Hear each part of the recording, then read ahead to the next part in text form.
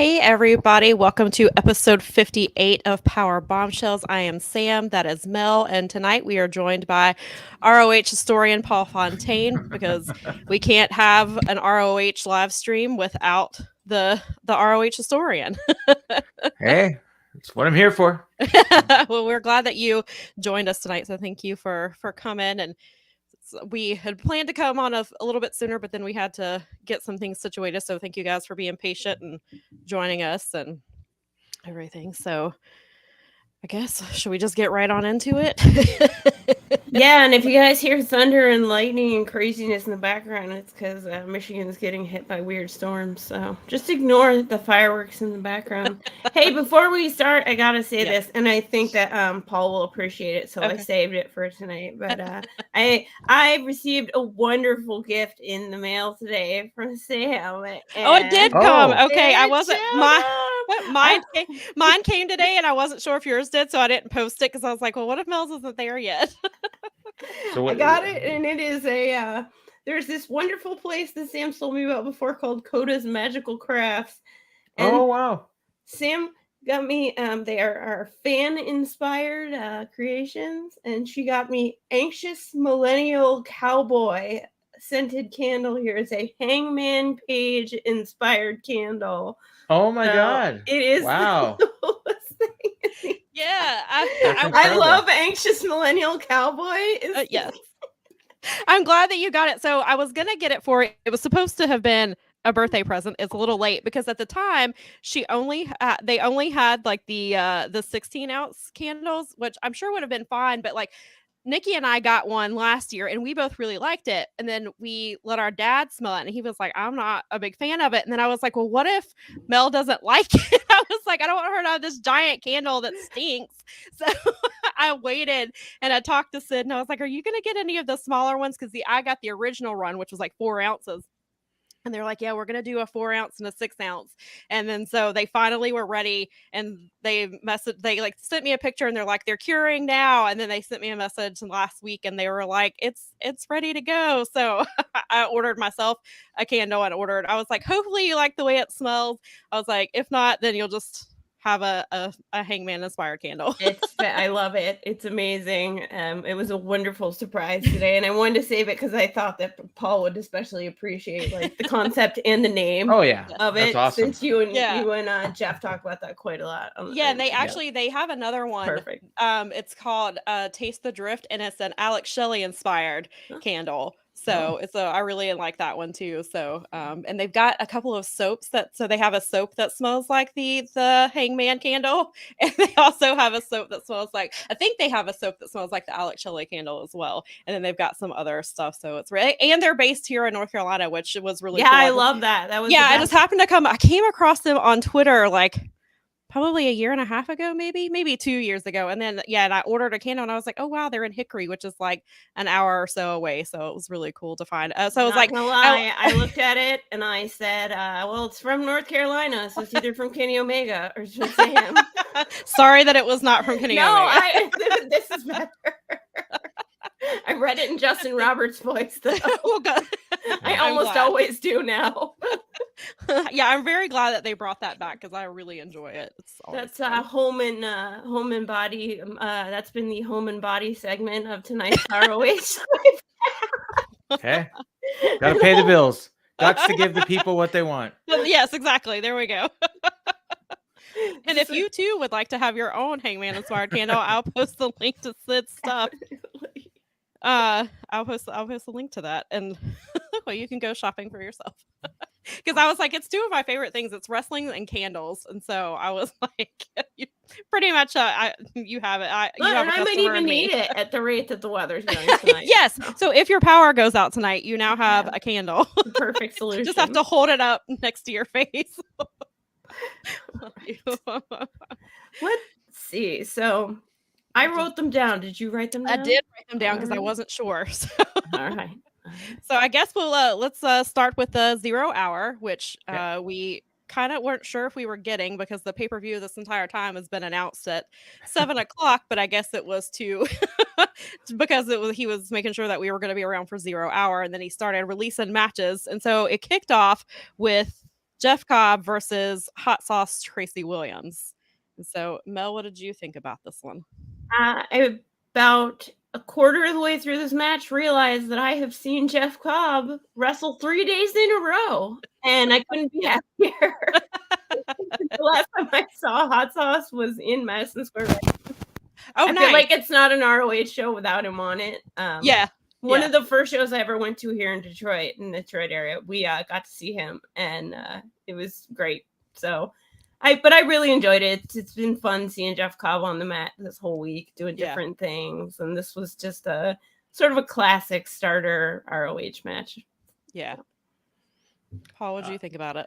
It was good. Yeah, I actually it was. Yeah, I don't know when the last time I saw Tracy Williams is, but this was the first time this year.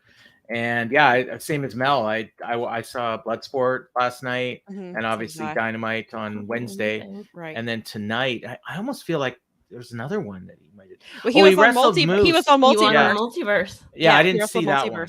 Yeah, that was that was a good match. I watched that one too. And then I think he was also on the Hitchcock Memorial Show. Yeah, I was gonna say I think he had a third match. I hadn't seen. Yeah, because that was the one in between Bloodsport and And did he have a match tonight too?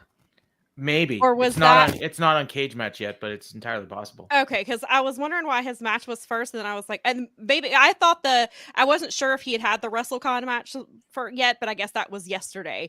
Oh yeah, because that would have made sense because Aussie Open was it was him and Aussie Open versus Time Splitter. So yeah, that would have made sense since Aussie. Yeah, but it was really good. It was a good match, good opener. I liked the match. I liked the Bloodsport match a little bit better, but it was good. Yeah. It's always great to see Jeff Cobb, and so I'm glad to see him anytime he's on stuff. And even like we were talking about last week when he was in New Japan, and just when he's on commentary, like he's really great on commentary too. He's a lot of fun.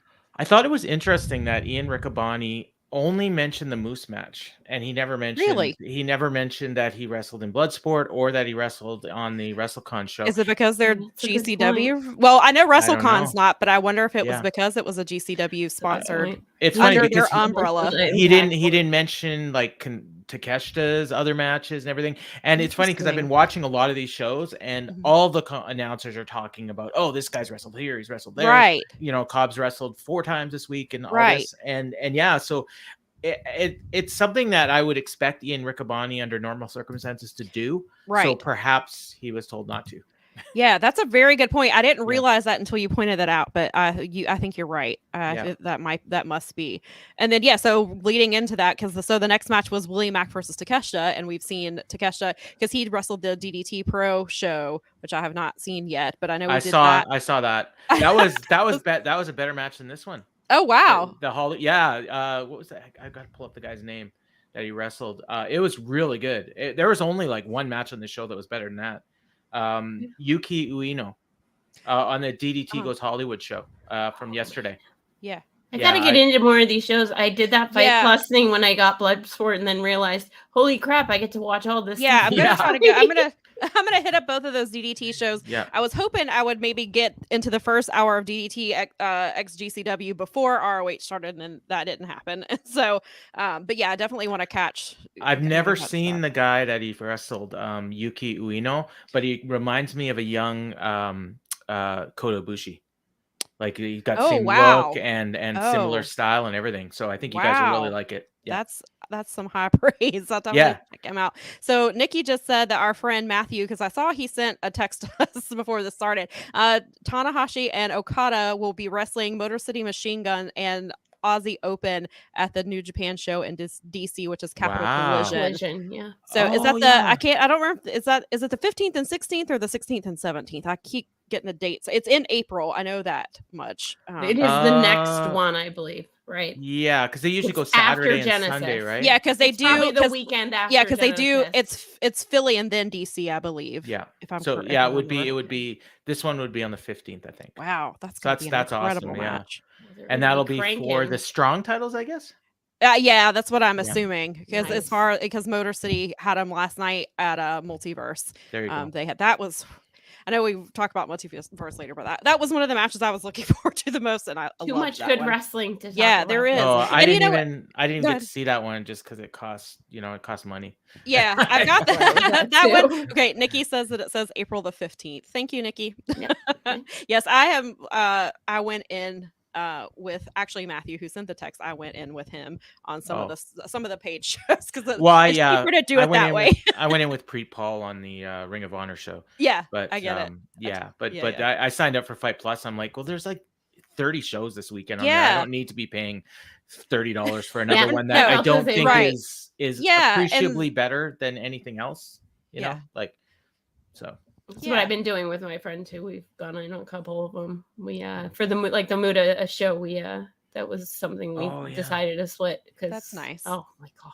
So Yeah, it's good. it's really nice Worth to be able to go in with people Anyway. because it fits. But yeah, so Willie Mack I thought looked great. I thought he Mhm. looked. I thought I hope he gets signed. I do too. I've been a Willie Mack fan for a while, but I thought tonight he looked. I don't know if part of it was just because he was in his hometown, so he was just showing out a little bit extra or what. But I thought he looked really great, and I thought he gave Takeshita like. When you look at it, you're like, "Oh, this is going to be a good match," but it exceeded what I thought it was going to be. I thought it was really good. Absolutely. And so then we got a women's match next. So we got Willow Nightingale versus Miranda Alizé. Miranda Alizé was in Women of Honor last year when they did like the big tournament. I believe, if I'm not mistaken, she was runner-up to Roxanne, who is now in WWE. But I believe Miranda, I want to say, was runner-up. If not, she finished pretty high in the in that tournament last year. And Yeah, I think she's been on Ring of Honor. Yeah. Sorry. Well, go ahead. yeah. No, what were I you was gonna say gonna, about I her? think Trisha Dora was in there, and She was. Was it Angel? No, not Angelina. But yeah, I think you're right. Yeah, and so yes, they both were in there, and then and Miranda has wrestled. She wrestled. Was it last? I can't remember if it was last week's episode on Ring of Honor or Honor Club, or if it was the week before. So Miranda has been back, but apparently she's been down in Mexico wrestling, and she looked really great. And I've seen her a few times, like on Dark and Elevation, like early on, but she looks really, really good, and I thought she looked great tonight too. That was my first time seeing her, so it was a really fun match for me to actually get an experience because I'm like, I know that Sam is going to know exactly who this person is, and she's going to be able to tell me everything I need to know and where I need to go see the best matches. But I was like, all right, no, I like going in cold sometimes and not knowing, and it made for a good match. So. Yeah, the match was solid. I thought it was Willow funny. was The great. crowd wasn't as into Willow as some of the AEW crowds are. Mm-hmm. So I don't know if that's kind of was the first sense I had that this is kind of like a different crowd, like a traveling crowd that maybe isn't as familiar with her. But by the end of the match, they were into it, and the match was solid. Like nothing wrong. I noticed, and this is something because what happened between some of these matches is that even my husband Bob, he walked in during the thing and he said, it's empty in there. I said, well, it's the pre-show. Yeah. And he's like, it's 3:00 in the afternoon. And that's the other thing too. And then we got to consider Pacific. And I realized as I was even saying it, I was like, And those people actually missed the whole entire Nigel McGuinness introduction at all. The fact that he came out, because he came out between, and they introduced him between those two, in between the William Mack match and like and the first and second, and they were teasing it a little. And I was like, wow, there's not a lot of people in here, and they brought him out, and this probably would have got a bigger. He got a decent sized pop. Yeah. But I think had it been closer to the beginning of the showtime where more people were in their seats. Right. Because I think there were a lot of people coming like, from he's on here now? Like, what? And if people are coming from, I mean, I think there's only a couple other shows. Yeah, because I know the D-Generation F show was happening, but then there was, I think TJPW had a show as well. And so I'm sure that played a factor. And then there's traffic and, things like that too. The DDT show, I think, was like, it was like right in the middle of the DDT versus GCW show. Yes. And somebody in the Fight Game Discord was actually going to the show, and they said there was like traffic jams leading into the stadium or the park or the arena, and there was like huge lines to get into the building. So it was taking people a while to get in. Yeah, because somebody tweeted me like right like during the right after the Jeff Cobb match, and was like saying that the fans didn't seem like they were really into it. And I was like, I think it's because there's just nobody there yet. Like there's still, it's 3:00 in the afternoon, like on a Friday, like it's still filling out. And so yeah, that definitely I think hurt them a little bit. But by the opener of the pay-per-view, like they were loud. You could tell. Yeah, definitely. Like definitely the people that were in there were trying, but they're just there was some Jeff Cobb chants like in the first match. There was you could hear clearly. That's another reason you could tell that it wasn't filled out yet, because the Jeff Cobb chants were pretty clear in there. And then I do want to circle back to Nigel in just a moment, but I want to get to this. So this last match was Slim J versus Stu Grayson, and Stu I thought got a really big pop, but then I remembered where they were at, and I was like, oh well, the PWG faithful, and he spent a lot of time in that area, so that's probably why. Not that he wouldn't have gotten anyone, but I think that's why I was a little surprised at how loud they were for him when he came out. So I thought that was really cool to see. And he's been featured really heavily and kind of well on AEW TV over the last month. So he's definitely going to be more over than he's been probably ever. I think you're right. So what did you guys think about this one? Yeah, it was fine. Yeah. I mean, I don't know that I would have put it there if the pre-show like that. Where else are you gonna put it though? Exactly. Slim J match. Bob's over here like giving out to Slim J like, how old is he now? How long has he been around? He looks young. And he's been around. He's like from Tony Detroit, and I was like, Tony his really gimmick loves is pure Slim J. Michigan because he's got the sequin. I mean, I love the upside down backwards visor. His shoes matched his hat to his visor tonight. Yeah, Slim J was getting 313 at some point, but really, I mean, it was kind of like it was part of the pre-show. Yeah, I thought like if you're gonna sell a pay-per-view that was probably not the match to put on right at the end. Maybe I would have swapped and maybe put Willie Mack and Takeshita there. The big thing that came out of this one though was after the match. When, exactly. Bateman and what's the other Vincent and Dutch. Vincent and Dutch. Yeah, why did I say Bateman? Bateman is with them usually. Yeah, and what's that? The Righteous, right? Yes, they are the Righteous. And Bateman, where did I see him yesterday? Oh, the Santino Brothers show. He was on there yesterday, and it was interesting too timing because somebody asked. I happened to see it somewhere that somebody asked Dave because Vincent and Dutch both had NXT tryouts, and they asked if they signed, and the answer was no. So we don't know if it was no as in they weren't offered contracts, or no as in they turned them down, or maybe maybe ROH counter offered that. The way he answered was like, no, that's not happening. Like just like kind of like, because I listened to the show, and it wasn't like he didn't say those words, but that's the impression you got. Like, gotcha. That door's closed. And it seemed they're a fit for ROH from what I've seen of them. And especially now that we've got the the tag team champions, because obviously we crown new champions tonight, so they kind of have some new teams to add into the mix and stuff. So I thought that so it was interesting to see that where they put them in the show, which I guess makes the most sense because they knew people were going to be probably pretty emotional after the reach for the Sky match. So I think that was a good place to put them. And it's it's good to have another tag team because we've seen some of the same ones so far, and so I think it's nice to kind of have that.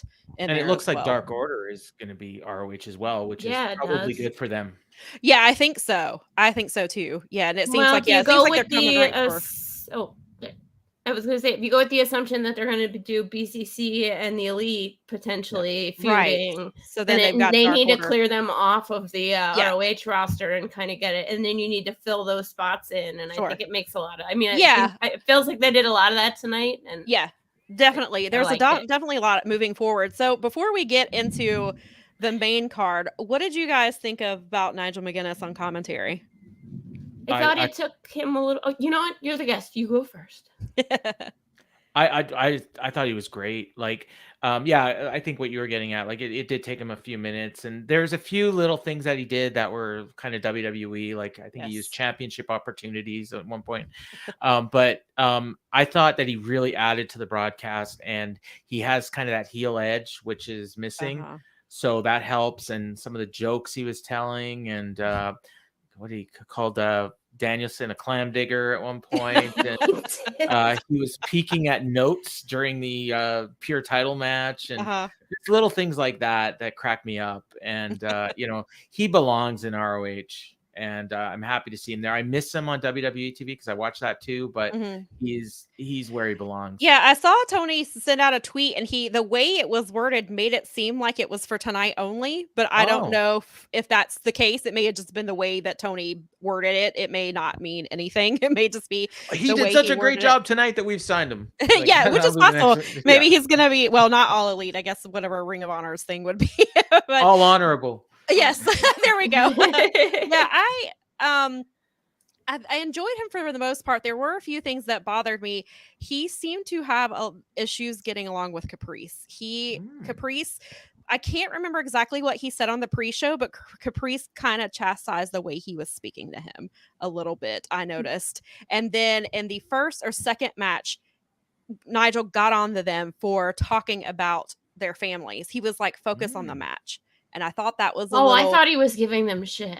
It felt like he didn't like the way they approach. I think it's just Ian and Caprice have such a good chemistry, and it's such a unique chemistry that not everybody fits with them, and it just felt like it was. So maybe it's just going to take some time, but it felt a little off, and it felt a little bit like he had some issue. I think Caprice seemed to kind of have some issues with some of the things that he was saying to him, or though maybe it was the way he was saying it, but then I was like, also he's British, maybe it just comes out maybe he's not meaning it to sound the way it sounds, but I noticed that they seemed uncomfortable. And then I think he also he like kind of no-sold the Tanahashi guitar throw, and he like didn't really play along with it, and I noticed, and Caprice said something like, what are you talking about, that guitar is really heavy, and Nigel didn't say anything back.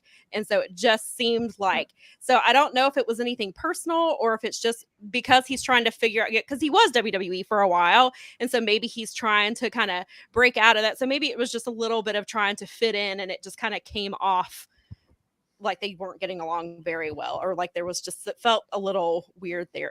Nikki says that. Go ahead. Nikki said Nigel was too WWE for me, and I had, our group text kind of mentioned that, and I saw some tweets kind of saying that as well. And I mean, it's understandable. He was doing that for a while, and you gotta kind of. And this is, as far as I know, this is the first show he's called since he's been gone from WWE as well. So I'm sure a lot of things got in. I'm sure being in that environment, didn't know ingrained. Who Tanahashi you didn't know everything about Tanahashi necessarily, which would make sense as somebody who had kind of been ingrained in the ideas, so that he maybe didn't pick up on the whole thing. Sure. And so it was like, I noticed it seemed to me like it felt like for the first act, he was very nervous about inserting himself into places, and then when he did insert himself into places, it did come off as awkward, as like there was a point during the Willow match where both Caprice and Ian were like, period, at the same time. Right. And Nigel kind of popped in, and he's like, what do you guys do this together all the time or something? Or do you think you've seen that move before or something that he said? Yeah, and at that point I felt like he said something to the effect of, we became,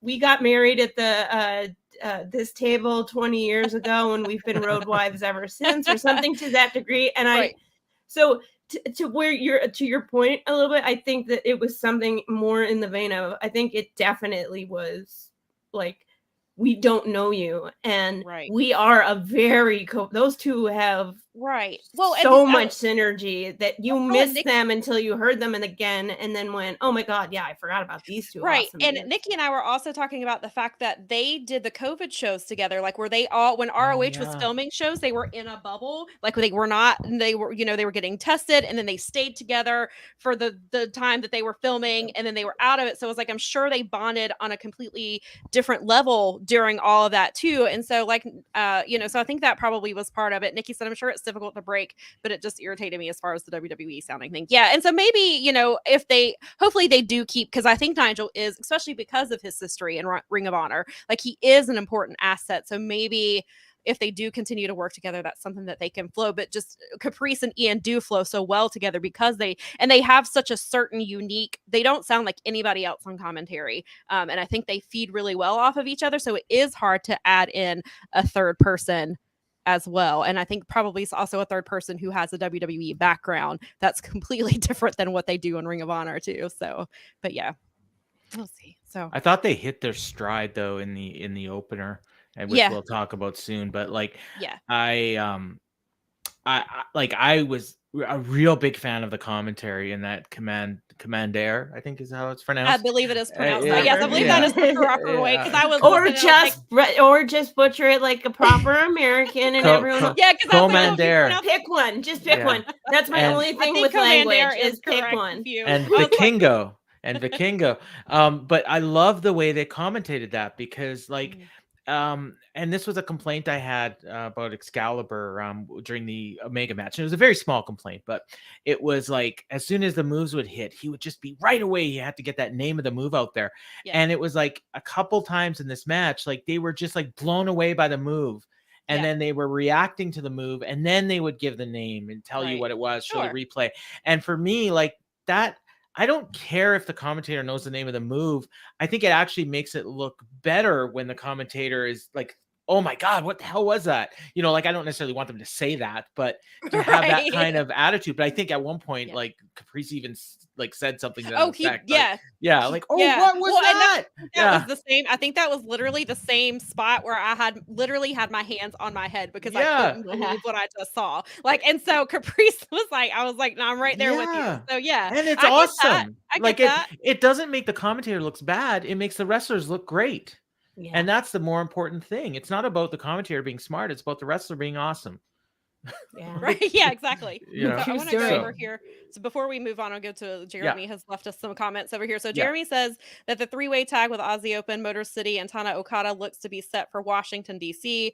So we have confirmation on that, which that looks And really he would good. know. Yes. And then he also says Athena should be one of the outcast women and Blood and Guts. Yeah, we'll get to Athena in a little bit and why that comment makes a lot of sense. and I agree with it. And then Yeah. Jeremy said for us to have a great show. So that was Thank you, very Jeremy. Aw. Thanks for hanging out. nice. We All love right, Jeremy. so we did kind of get into we did kind of already touch on this, but you know, I can never say enough about Vikingo and Commander. That was You got to see this match. So- You got the preview. well, of this, I got didn't you? Vikingo, but this match actually was prior to this being announced was already booked in GCW for April the 21st in Atlanta. It was not a title shot because Vikingo has not been defending his title in GCW. And so I assume that this will not be a title match. I assume they're going to keep the match because what we saw tonight was incredible, and I would love to see a rematch of that. And I just assume it'll be a non-title match. But man, this was probably. I was trying to think about it at the end. I was like, what was my match of the night? And I was like, well, it could be this one. It could be this one. But I mean, this one's pretty hard to beat. This might be match of the weekend, depending on what else. I mean, we still have a lot of wrestling to go. So Yeah. what did you guys think about it? You go, Mel. I actually really enjoyed it, and I love that everyone was really into it. And I don't know as much. I've only seen Vikingo a little bit, and I know the Kenny story. And I know that now that Kenny's not going to be competing in AAA, he's going to need somebody to feud with, and that Kenny wanted him to be the guy in AAA. Right. So if tonight is any indication, this is going to be like the good feud that these two have. And I know there was some mention of that, but I mean, it was like, yes, please. I mean, I can see a series of matches with these two, and I can see that being really good for AAA, and I can see that being really good for people paying attention. I like that they actually showcase these guys.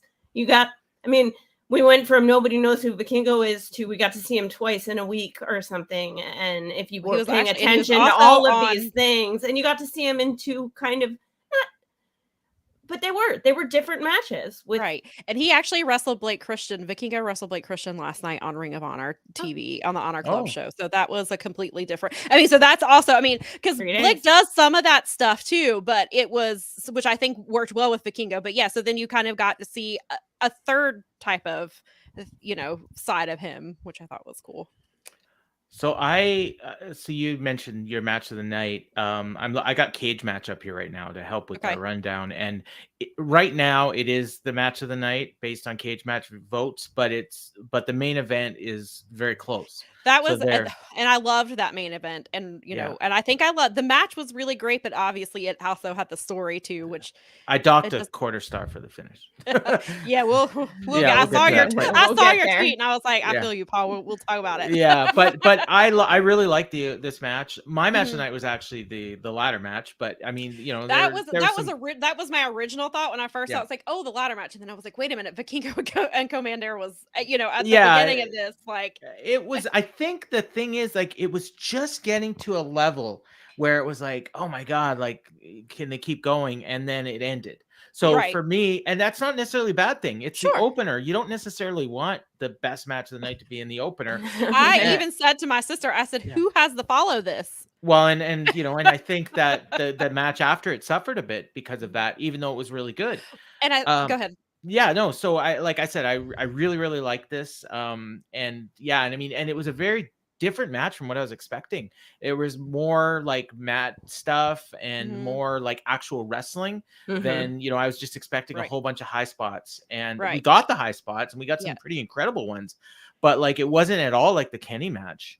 No. No, and I think what I thought was really cool was that Commander got to showcase himself too, because Yes. I've only seen a little bit of him myself. I've seen some of him. I've seen like a couple of GCW matches, I think, and mostly clips and highlights of, because obviously he's he's just like Vikingo. He's a human highlight reel. And so I thought that it was nice that Vikingo, like there was a lot. They both gave a lot. Like we got to really see like Vikingo is not the only star here. Like this Yeah. is what, and I thought that was a really cool thing to see. And then one thing I want to point, I also mentioned, I think the reason this was the first match of the night is Vikingo is wrestling Speedball tonight on Joey Janela's Spring Break. Oh wow. Okay. Well, I'm gonna Yep. watch that one later. Yep. Yeah, I Um, almost put on Joey Janela's Spring Break in the background, but I was like, I'm not going to be able to. That's a morning Yeah. one for Mel. And I was like, Mel's still too gotta watch. old. I still gotta watch SmackDown.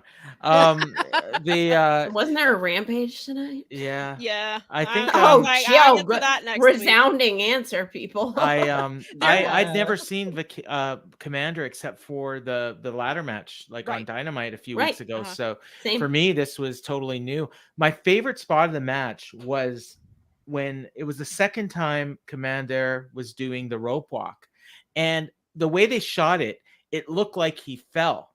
And then I'm like, oh, he botched it. And then they showed the replay, and you realize that it was actually Vikingo that knocked the ropes to knock him off. And I thought that was awesome, because why would a guy just sit there and let the guy do that? Yeah. And so I just like, I absolutely loved it. I totally turned a corner. Like, well, I shouldn't say I turned a corner, because I thought Vikingo was awesome anyways, but I Right. have a different kind of respect for him now. Uh-huh. That he's actually trying to win matches and not just do Yeah. like crazy flips. Yeah, and when I saw him in GCW, I saw him against Gringo Loco, who I think Gringo Loco is very underrated. And he was just Vikingo is just he's just he is more than a highlight reel, and which Yeah. is nice to see. And I think Absolutely. Commander is as well. Like they can both, if they want to do the gift spots, they can get them, but they can tell a story too, which I thought was I'm really glad we got a showcase from both of them to see, and a longer one, and not a match with Yeah. like a whole bunch of other people in it. And so I thought that was a really cool thing too. So I really enjoyed Absolutely. this one. And so the next match was the Embassy versus Metalik, Blake Christian, and AR Fox. They've been feuding a little bit on our club the last few weeks. It was Blake Christian and Metalik were tag team partners, and then they were like, they decided that they wanted to try to go for the trio. So they're like, who do we get? Okay, let's get AR Fox. Okay, this was a trio thing. I was like, it was I'm sorry, it's the sixth man the and six-man Ring of or Honor. okay. It's the Because sixth the only man. other place I know that has a 6-man is New Japan, so I'm not And used then what to anywhere reminds else me of that is having because one. Dalton Castle said something about when the trios titles were being defended on AEW. He's like, but how do they know how many people are in the match? Oh, jeez.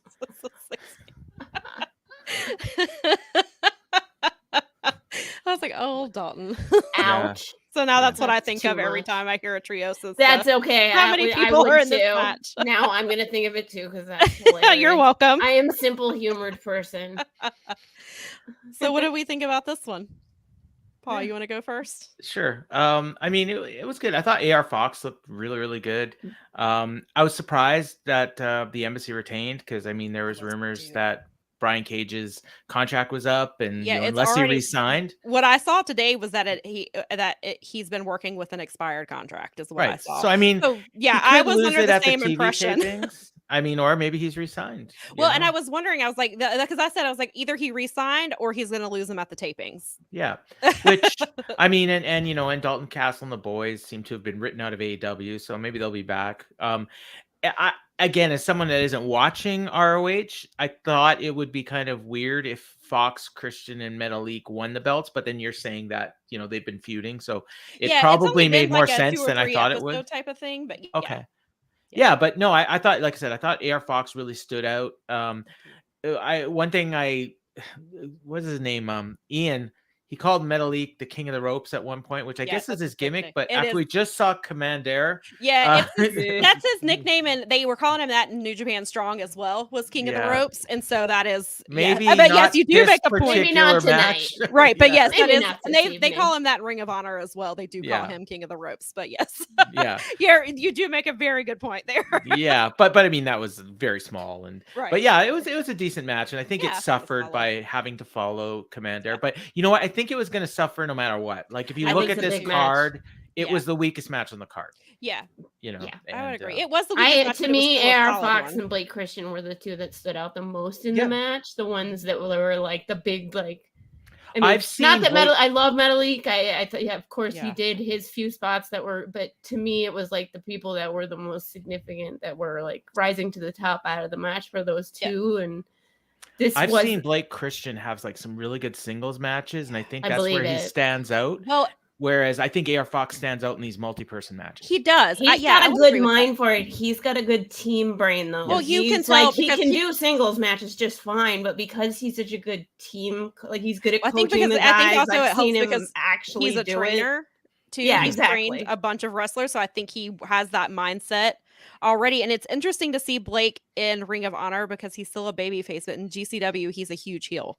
Like it's such a and like I watched him. Like I watched a couple of weeks ago. I saw him. I can't remember who he wrestled in Ring of Honor, and then the next night it was GCW, and it was like the fans hate him, they boo him. Like it's a nice dichotomy, and he pulls it off well. Like he plays the heel stuff really well in GCW, and then he's still playing the babyface part really well in Ring of Honor. So that's a a testament to what he can do, which is really nice to see. All right. Yeah.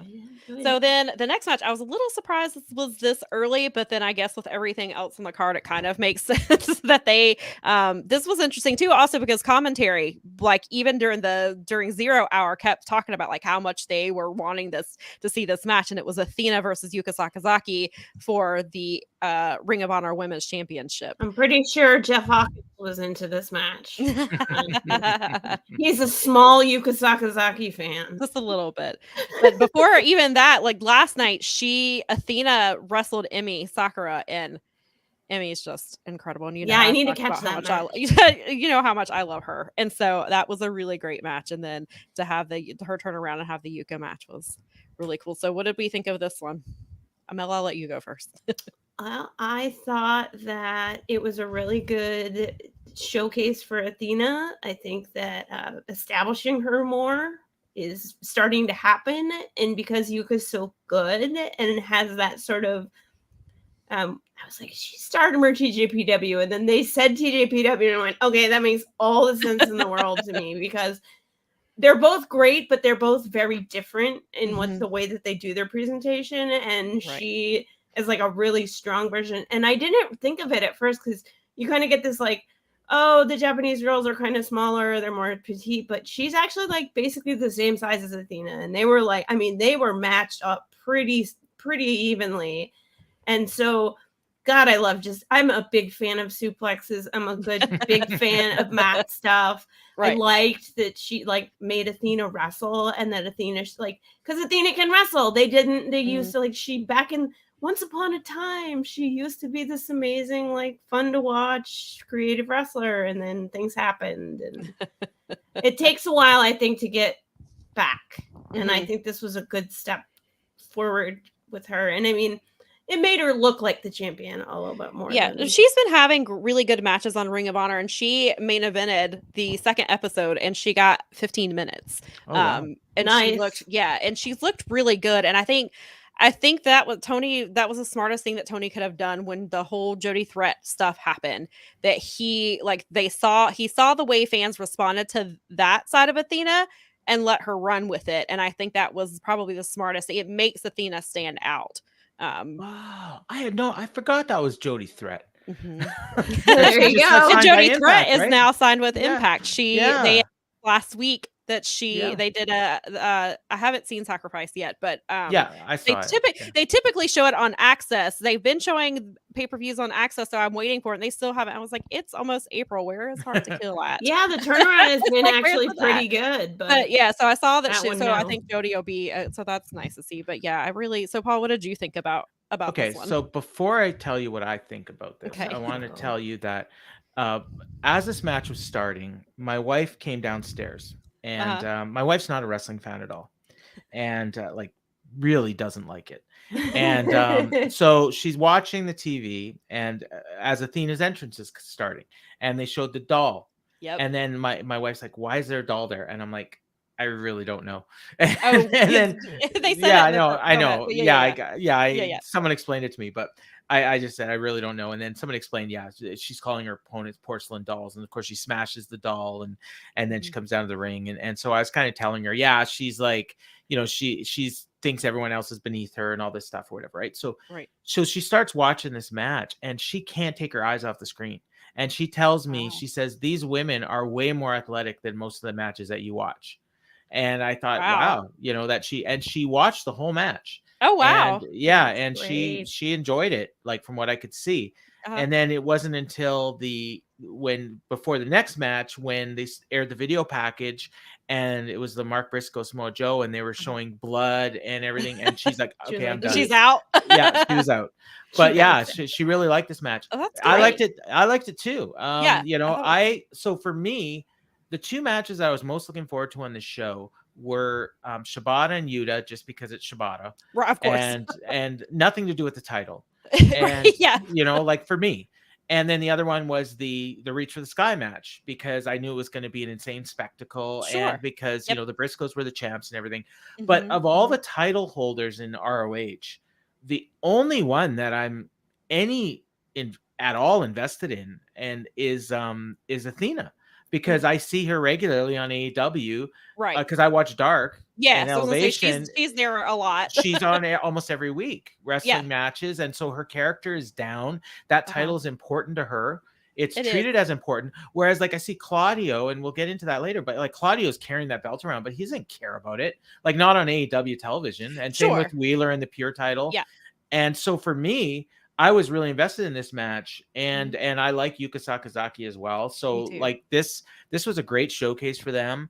It wasn't like they didn't get enough time to like have the match of the night or anything like that, but they probably, other than the Shibata match, I think they made the most of the time that they had.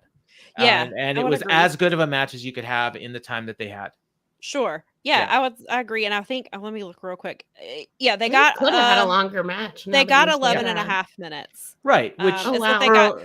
For a world title match.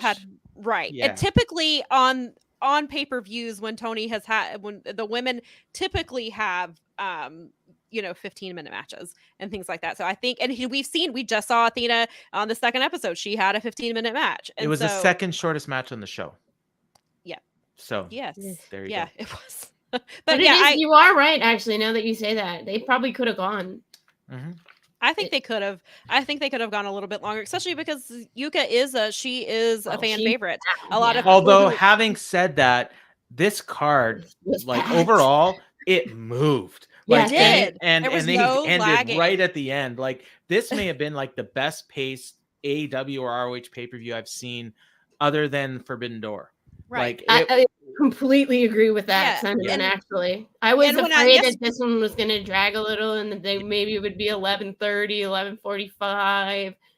and But no time between the been matches. following- Yeah, there was Yeah. no time between the matches. They did. he kept up with the blood sport timing pretty good. I felt good about It was the awesome. pacing. Like, the yeah, pacing no was complaints. really And you know, good. it brings up. So yesterday when I was on the media call with Tony, Tony was talking about somebody had asked him like, has booking Ring of Honor changed the way he books AEW? And he said it's completely reinvigorated him. It's given him new ideas. It's given him a fresh approach to things. And so I'm wondering if part of that is the timing of, because with Honor Club, obviously there's no which is one of the things he was mentioning about with the women there, because they do have 2 women's matches a week. And he's like, I don't have to worry about commercial breaks. I don't have to worry about time like that. I can, I can basically, it sounds like he's like, I can do what I want. I have a theory, and since you watch Ring of Honor, you're a good person to ask about this.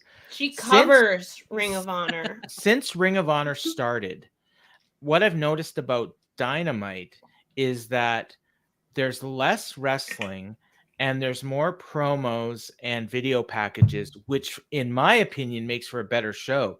So I think what's happening now is that what he's doing on Ring of Honor is what Tony would actually like. If he just could run a wrestling company and do whatever he wanted, it would be Ring of Honor. Yes. And Dynamite is more, it's a television show that is wrestling. And so he has executives that he has to answer to. But Dynamite is a better show now because of it, in my opinion, because it's not just match with, like a little bit of talking storytelling. I mean, like there's not just storytelling, but background stories. And there's running stories through the show, which you that never had time that for. full story show, I think everybody has fully agreed at this point that the one that started with the ambulance and ended with a resolution was like an episode of television as much as it was a wrestling night, and that was great. In Winnipeg, you had, it gets always around the BCC, but in Winnipeg, you had the BCC and the Dark Order feuding for the whole show. Yeah. And then last week, it was about half the show.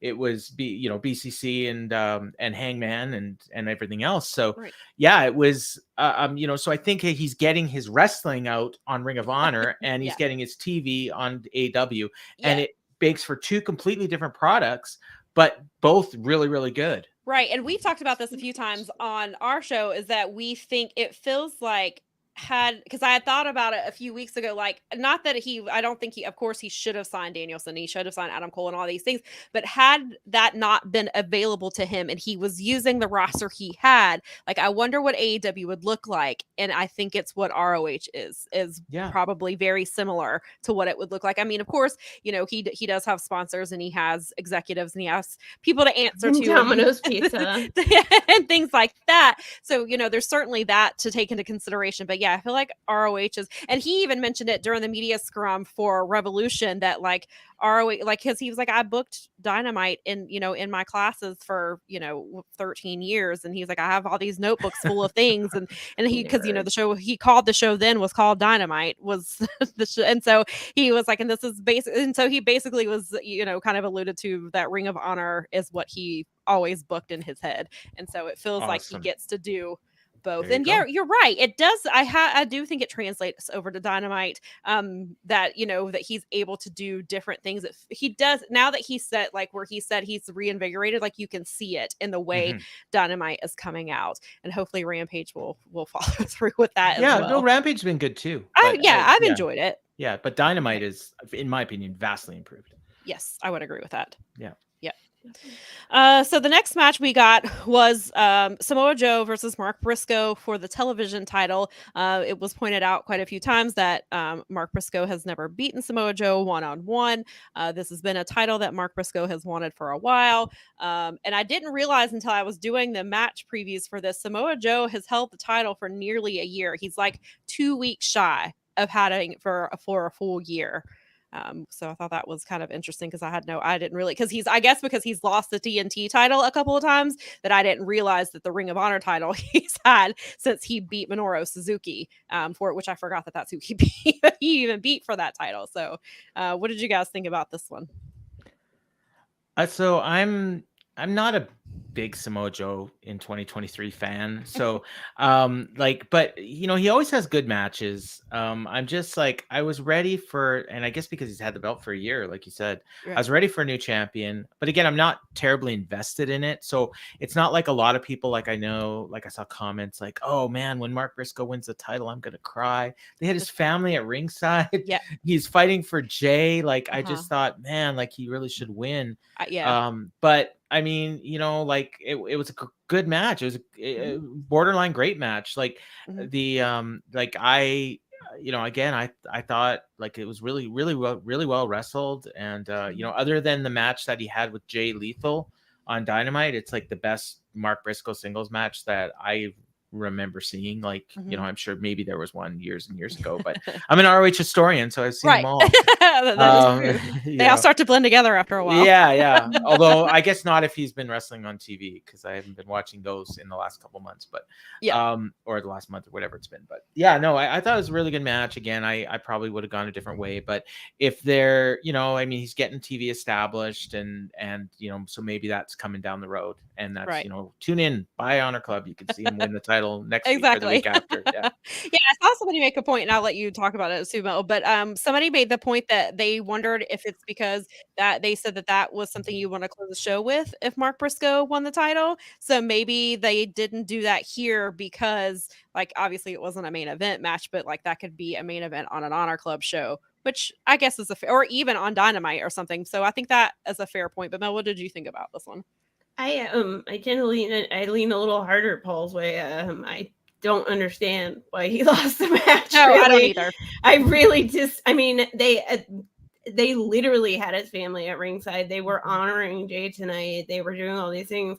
To me, I was like, this was kind of this one was a head scratcher. It was a good match. It was very good. But the finish was like, wait a minute. Well, and it almost felt like, and you could hear his kids like cheering for him. Oh, the whole time you could hear them. And the whole time. Yes, and I was like, I'm not sure I understand. And it doesn't mean that I mean, maybe there is something more. Maybe maybe it just is simply that if you want to like watch him win these titles, you're gonna have to start subscribing, and we're gonna build it on him, and that's fine. I mean, that's business, and Tony has a business to run on that side, and that's his personal business. Daddy's not funding that one at all. So. True. I mean, I get that, I guess, but to me, it felt really like ouch. Yeah. I think I saw someone who tweeted it. Well, yeah, I mean, most of us, I think once the match was made, like once he challenged, because it was the first episode, second episode, I can't remember. Joe was like, a champion needs challengers, and Mark was the one who answered, and I think all of us thought, oh, good, Mark's going to win the title at Supercard. And then it didn't happen. When you lean that hard on the storyline, they leaned very hard on the fact that he hadn't beaten Joe before and he'd never had this title, and he'd always... Those kids were crying at ringside. They were. Yeah, his mother was crying. I know. It felt a little Healy. It felt. Yeah, and I am a Samoa Joe fan, and I do like him, and I don't have an issue with him. I just felt like the match was presented.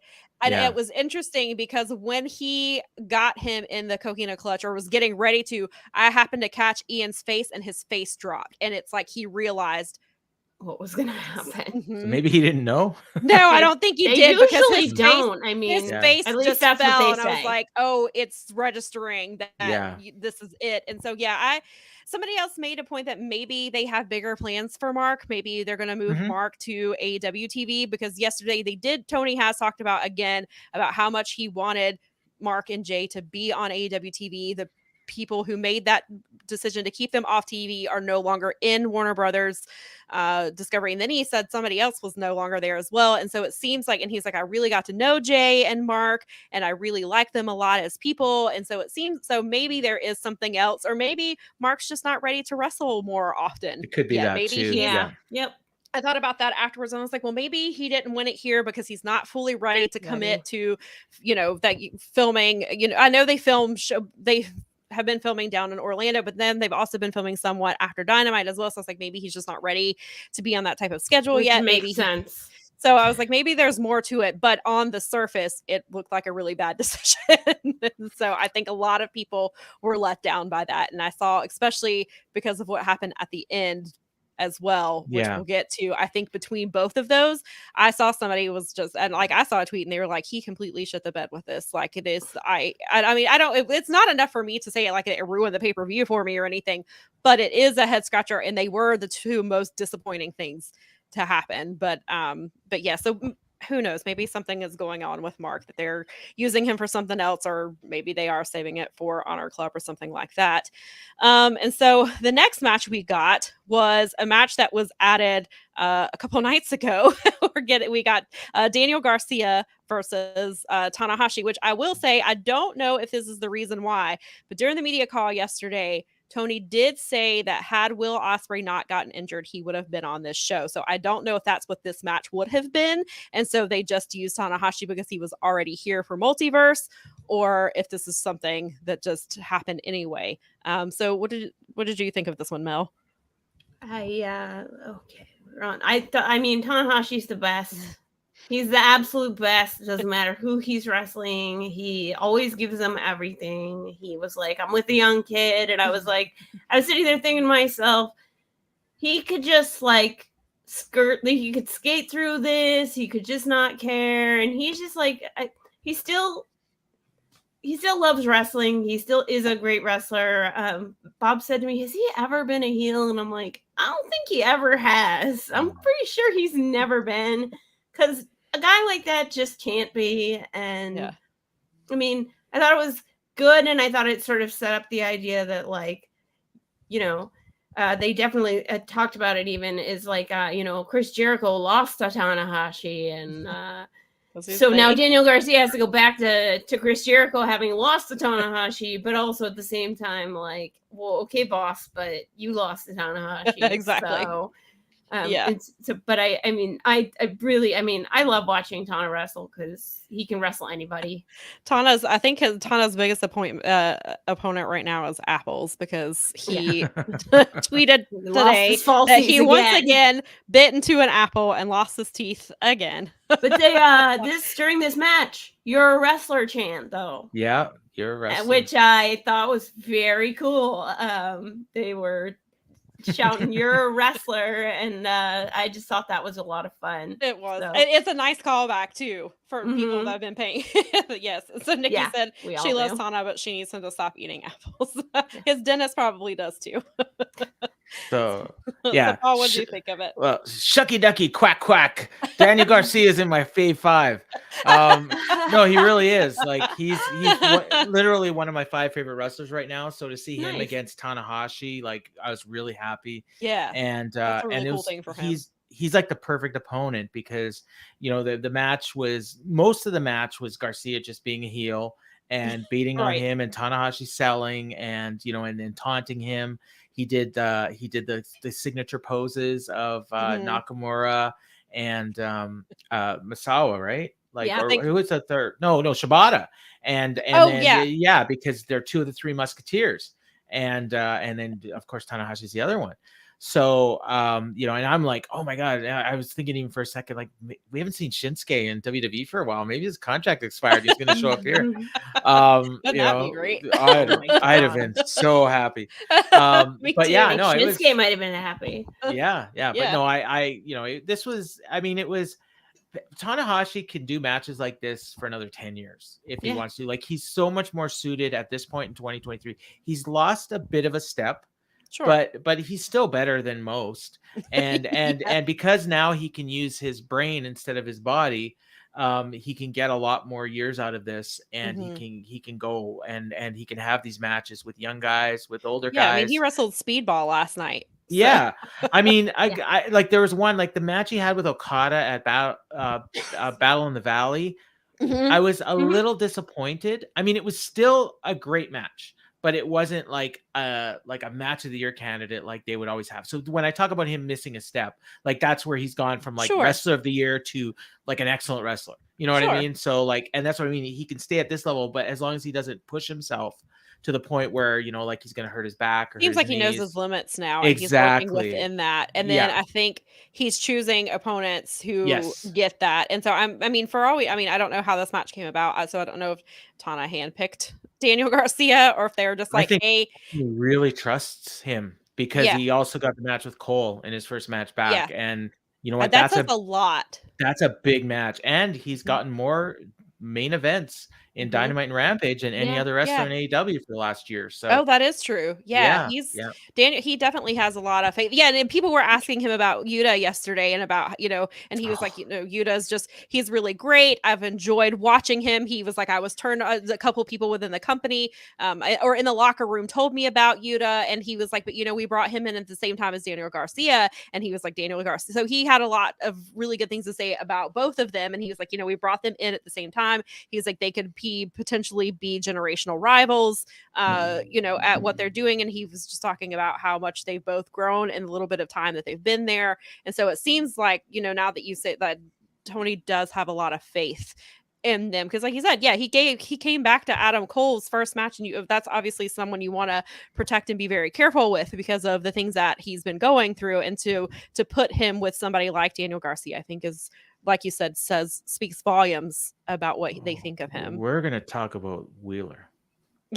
We are going to talk about Wheeler. We're going to talk about Wheeler. We will. We'll get there. But next, we'll go ahead and go into the ladder match, which was, I think, lived up to what everybody thought it was going to be and then some. And so this match was Aussie Open versus Top Flight versus Rush and Dralistico versus the Kingdom versus the Lucha Brothers. And so we had 3 sets of brothers in this match. And so this was quite the match. Paul, I know that you said this was your match of the night, so why don't you kick us off? Yeah, no, it definitely was. This was not quite the level of Elite and the Loot, what are they called? Death Triangle, but it wasn't far off. And these guys just went out there and they had an insane match. And the Kingdom, I've never seen them have anything close to this kind of a match. And they worked their asses off. It wasn't the other people. Yeah. They both bled. And they, that last bump that Taven took, oh my God, everyone's talking about the Dante injury. Right. What scares me is I saw that coming. If you look in the Discord chat, I'm like, no. I just kept typing it over and over again. When I saw what was happening, not to the front, because Nikki told, we saw them on the ladder. My sister was like, they're going through the tables. Well, and then we were like, but I saw the angle and I knew what was going to happen. I knew it was going to happen. And I'm like, don't do it. Don't do it. Don't do it. I didn't see it until I saw the Discord. People had taken pictures of it. I saw the bump, but I didn't see what had happened to his foot. I noticed that as soon as he landed, that Posey was on him, immediately was on top of him. Then they pull the camera back, and you can see Doc Sampson running from across the thing. And I was like, first of all, Blue was at ringside. She took off. I was like, Doc should have probably been. Yeah, someone where that ladder was sitting near where those tables were. She got up. And then you could see as the match was ending, Darius was down in the corner, the camera hadn't quite cut off, and so you could see Darius, and I was like, it was bad. And in the group chat we were talking about, and he was like, it's his ankle, and then I saw the replay, and I saw how the ankle twisted, and then there was the picture somebody tweeted out of him he had to be stretchered out. Those poor guys. They can't catch a break, man. And they've been killing it. So they've been feuding, just hitting their stride again. They were just starting to become comment. Everyone was like, "Yes, I love these guys." They've been feuding with the Kingdom. They each had singles matches, and then we saw on Rampage last week, Top Flight came and got Maria out of there because of the stuff. And so I actually was wondering if. I kind of thought that the Kingdom was going to win this. Me too. Especially because Mike Bennett got this amazing promo. It was not almost even a promo. It was just him talking about how much Jay meant to him and how much the Briscoes meant to them and their feud that they had.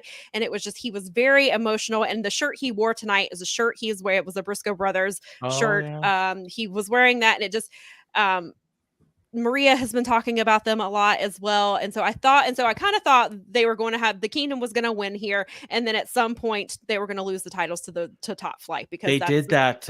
They did that. Doomsday Device yes. to the outside. Oh my God! God, that was insane. That was Darius, right? That got Yeah. hit with it. Yeah. Yes. Oh my God! I like I said, I just I was blown away, and and dare I say it? Okay, if the Young Bucks are injured, I mean, obviously one of them is injured, and if FTR is leaving, does ROH have a better tag team division than AEW right now? Potentially. Yeah, they certainly could. Wow, that's a very fair question. Yeah, I need one of these tag team divisions to utilize the Workhorsemen more. Yeah, I thought it was going to be Ring of ROH Honor. is for you, Sam. I need that. They better watch out, because if that's the case and they need people as the Open, they got Varsity Blues, they got or whatever their name is.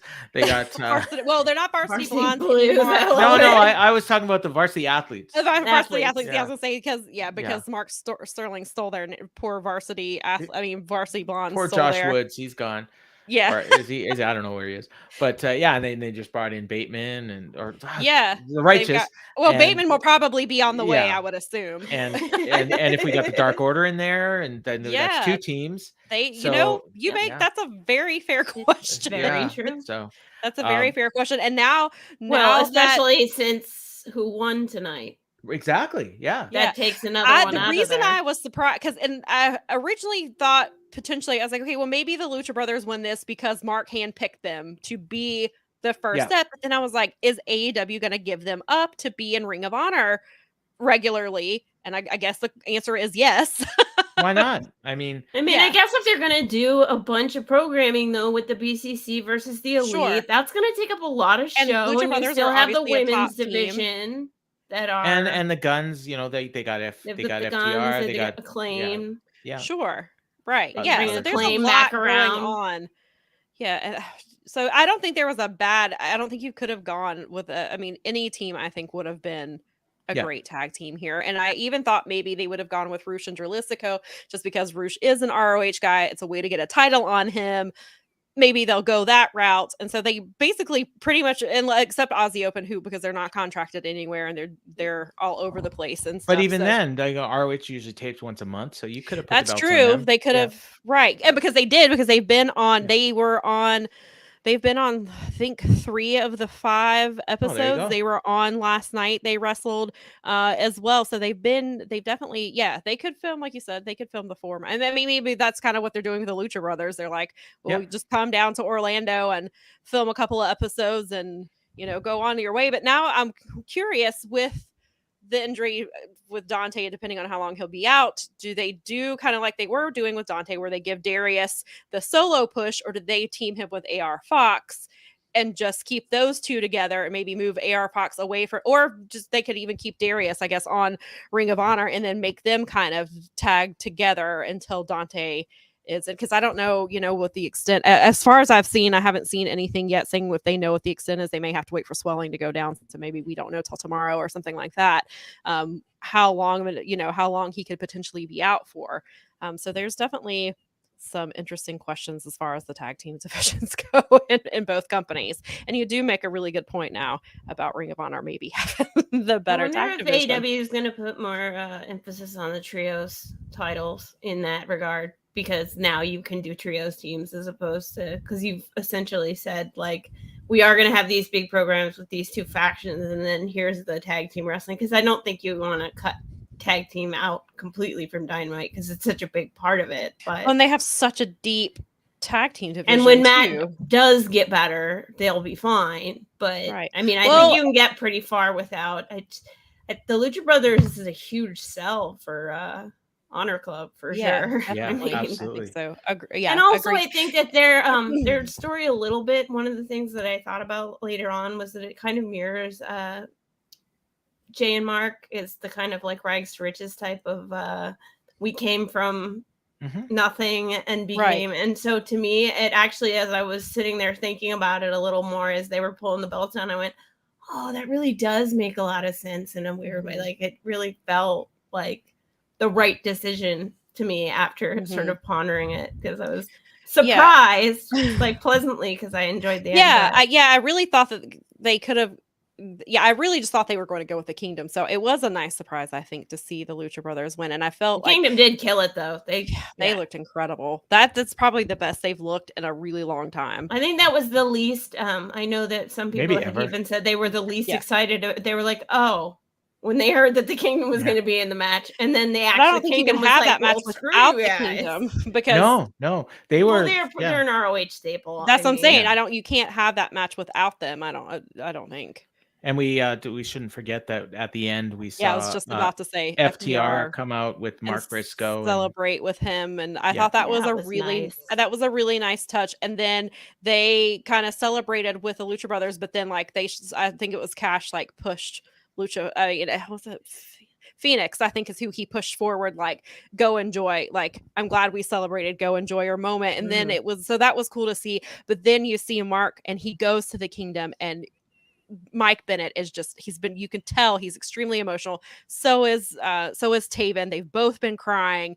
You could tell this match meant a lot to them, even though they didn't win. I think to be able to go out there and perform for Jay and for the Pugh family who were sitting right there, I think it really meant a lot to them, and it was a really nice thing to see. Especially, and it was hard because Dante was injured, and you don't want to forget that. But then this was such an emotional match for everybody involved, and I think it was a really cool moment to have that.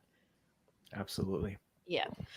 All right, let's see. So after that was we can talk about Wheeler Yuta. We got the two biggest things on the thing. So we have Wheeler Yuta time. Wheeler Yuta versus Shibata.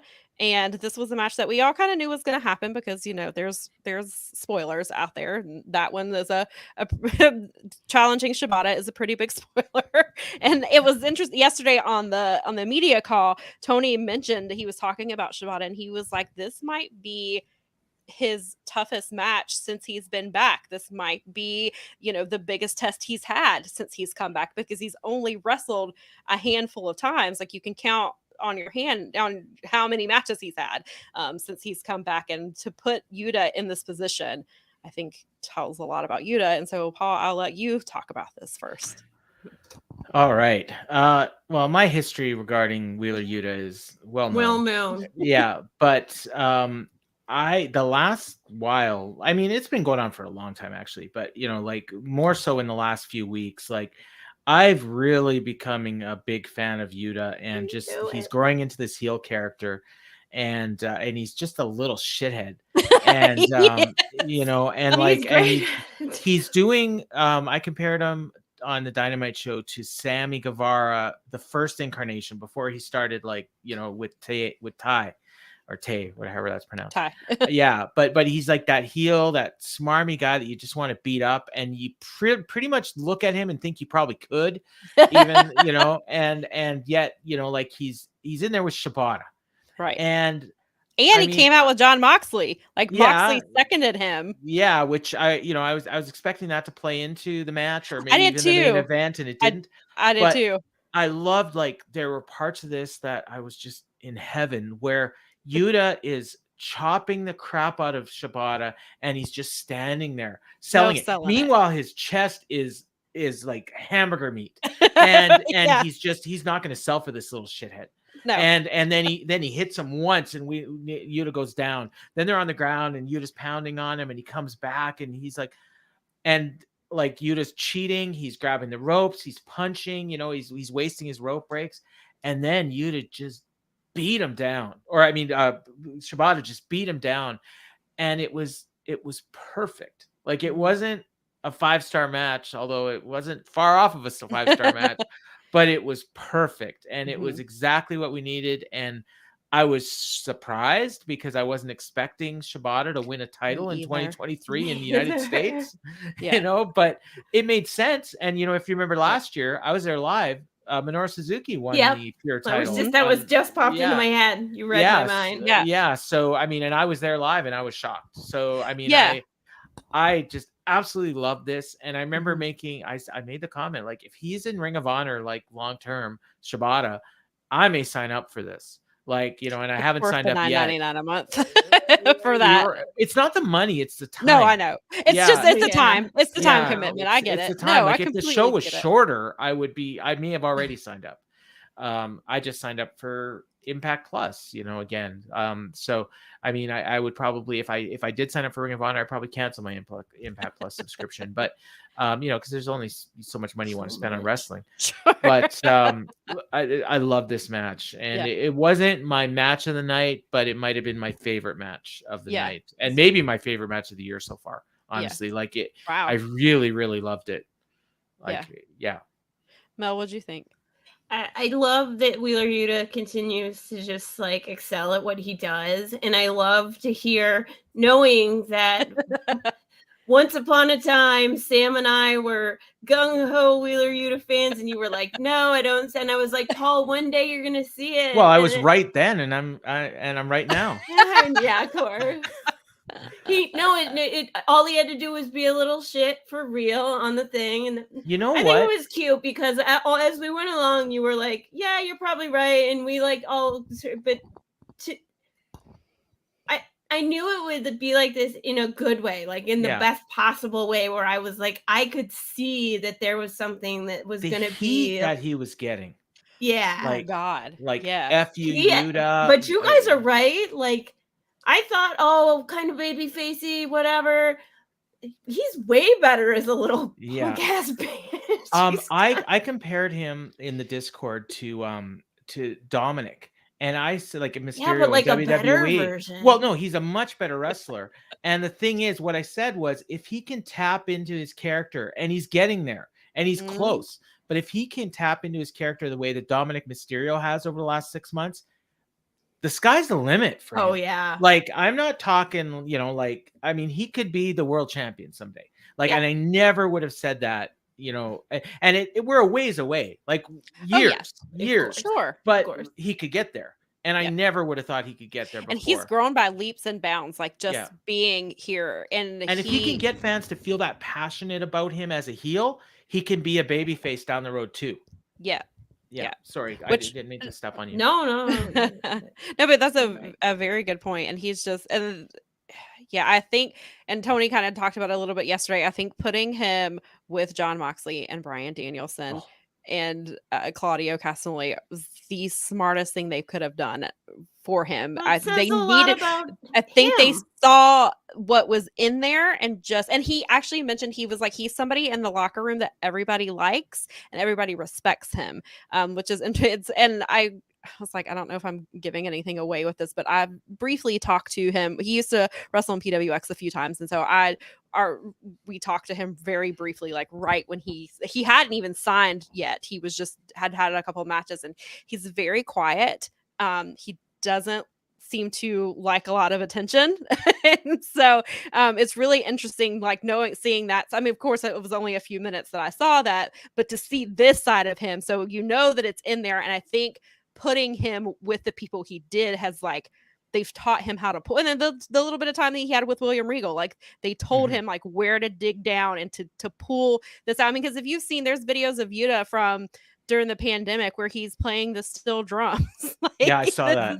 Yeah, and he's really good at it. So you just see this. So it's just like, you don't know that he has this in him. Like, I've heard that, like, even before, like when he was doing, I think it was Beyond Wrestling, that he was doing some heel stuff, but not even like this. And so, like you said, I mean, he's years away from probably being a world champion, but like if we've seen this much growth in him this far or this soon, it's like you said, the sky's the limit for him if he can really get down into that character.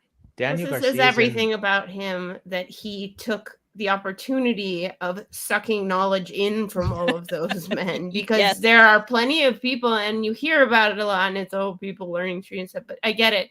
But at the same time, it's like, it does speak to someone's character as a performer and an athlete when they are willing to listen to the other people there that have shown themselves to be successful in everything that they touch. I mean, Bryan Danielson is just about the best person you could possibly learn from. Yeah.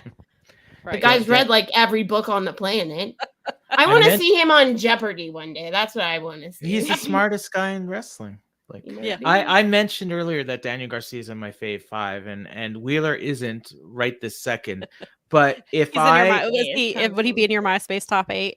maybe if I had to choose which of Daniel Garcia and Wheeler Yuta will win a world title first, and if you're asking me today, I would say Wheeler Yuta. Wow. And I never would have said that before today. And next week I might have a different answer. But Yeah. like, because they're both very young in their careers. But Sure. he impressed me that much. Yeah. Awesome. Yeah. Yeah, it was a great match. And of course, Shibata. Oh. So. Yeah, I totally did not think Shibata was going to win just because I was like, he's not going to wrestle not even full time. I mean, he could do part time because they film, like you said, once a month. But I didn't even think he was going to do that. So I really had it down. I was like, there's no way. I mean, I would love to see him as a champion, but they're not going to do that. If Shibata doesn't have the time for that, maybe he's not ready to do that. But apparently Shibata is. Forbidden Door. You can book this right now. I guarantee it. Shibata and Bryan Danielson for the pure title. Nice. Yep. Sorry, Zack Sabre Jr. You're gonna have to wait a little bit. I actually don't think they're gonna. longer. As much as I think that people want that match in North America, I think that's gonna happen in Tokyo Dome. Japan. Well, and Shibata said he wanted the Danielson match, so this plays into that. Yes, you're right. I believe because of who Zach is, and because Danielson's been waiting till crowds come. He is one of the. There's a reason that I think that is gonna be either a Wrestle Kingdom thing or G1 after maybe. or a G1 situation. Well, and then it also is, Shibata obviously like maybe a final. Shibata wants Danielson, but Shibata chose Zack Sabre Jr. for his first. It wasn't. His first match back. Like he chose Zach. So then that's kind of goes, and that's why I wondered. Like I wonder if if they already had plans to put this title on Wheeler. I mean on Shibata, or Shibata was like, I want to wrestle Yuta. Like I've seen what he's doing. I want to get in the ring with him. And so that's kind of what I thought, because I assumed that Wheeler was retaining. So I was like, well, maybe Shibata was like, I can't get to Danielson right now. I'll take Yuta. I mean, yeah, take Yuta and let and try. Now it could be part of a bigger story. It could be, yeah. I felt like a lot of the stuff with these kinds of things, that these are like, there are threads that are building towards FD2. There's very clearly with the Jeff Cobb and Kenny Omega stuff. Regardless of Will being hurt, they're doing other things. There are little threads and things that are actually starting to book for it. They've got to get through Double or Nothing, though. That's a huge pay-per-view. So it is a big pay-per-view for them. All right. So yeah, that was a nice surprise, especially with some of the other things that didn't go the way we expected. So that's a nice, not even a consolation prize. It was just a really nice thing to have. And so now we have Shibata matches to look forward to, which is an incredible thing to say in 2023. Somebody like you fill said, me in. He Somebody saw send me everyone a DM. else. Because if he's on ROH TV, I'm gonna buy it. There you go. Sam will know immediately. Yeah, I will tell you. Oh, and I've completely forgot. I was gonna say this during when we talk about the women, and then I forgot to go back. So we already know who Athena's next opponent's gonna be. She's wrestling Yamashita next Thursday. They announced. And she wrestled. Did it tape? I think they might have taped it already, or no? Did they? They may have, because I heard that they taped a few part episodes. Of that big? That is because and she wrestled last night. She was in the women's 4-way at Impact, because it was for the title shot at Rebellion. And she's wrestled. I think she wrestled. And I guess I haven't watched Impact from last night, but she was on Impact's episode. Yeah, that was too, taped. Right? Yeah, and that was taped not that long ago either. She wrestled Killer Kelly. Right. Okay. That match was really good. I watched it. Yeah, I've got it. It's on my DVR. But yeah, I saw some people talking about it in my timeline. Which Athena or Yamashita did? Yamashita has been wrestling in Impact. She wrestled she wrestled Killer Kelly, and then last night she was Killer Kelly wrestling in Impact? Is that they signed her last year. They've got a pretty kick-ass knockout division the knockouts are. Yeah, the reason I said just with her and Marina Shafir at Bloodsport was so good. I've got to go back and watch that. I was having a conversation with a friend, and I'm like, I'm pretty sure she's in Impact right now. Yeah, she signed with him last year. Yep. Yes. So, all right. So that was. I just wanted to go back to that real quick, and then we'll go ahead. Let's go ahead and get to the this, big main topper. Event. Yeah. So this match is 15 years in the making, and we had Eddie Kingston versus Claudio Castagnoli for the ROH World Championship, and Paul, do you want to go first on this one? Yeah, I mean the match. Okay, so what I noticed about the match, like I really, really like this match. I thought it was this probably maybe the second best match on the show. That might have been the opener. It was between that and this, but and actually it was probably this, but then I took something off for the finish. So if you're just going bell to bell before the finish, yeah, Sure. it was really great. But what I really liked about this match is that it really came off like a fight.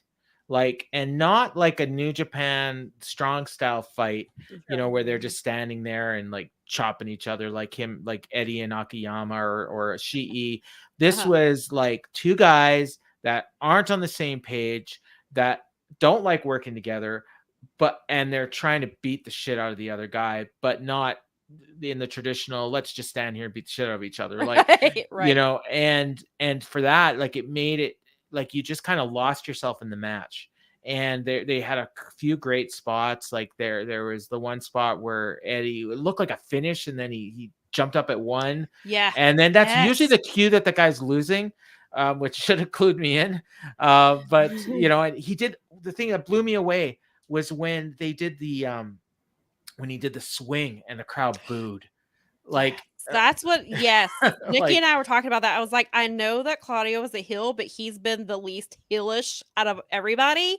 yeah. But I don't think it's because he's a heel. I think it's because it's Eddie. This is what we were arguing, and I think it's a little of both. And I don't necessarily think it's that he's a heel. Although in the video package that they aired before the match, and I would assume on ROH TV leading up to this, Claudio's a dick. Like, you know, and like he and everyone loves Eddie, but Claudio treats him like he's just a total asshole to him.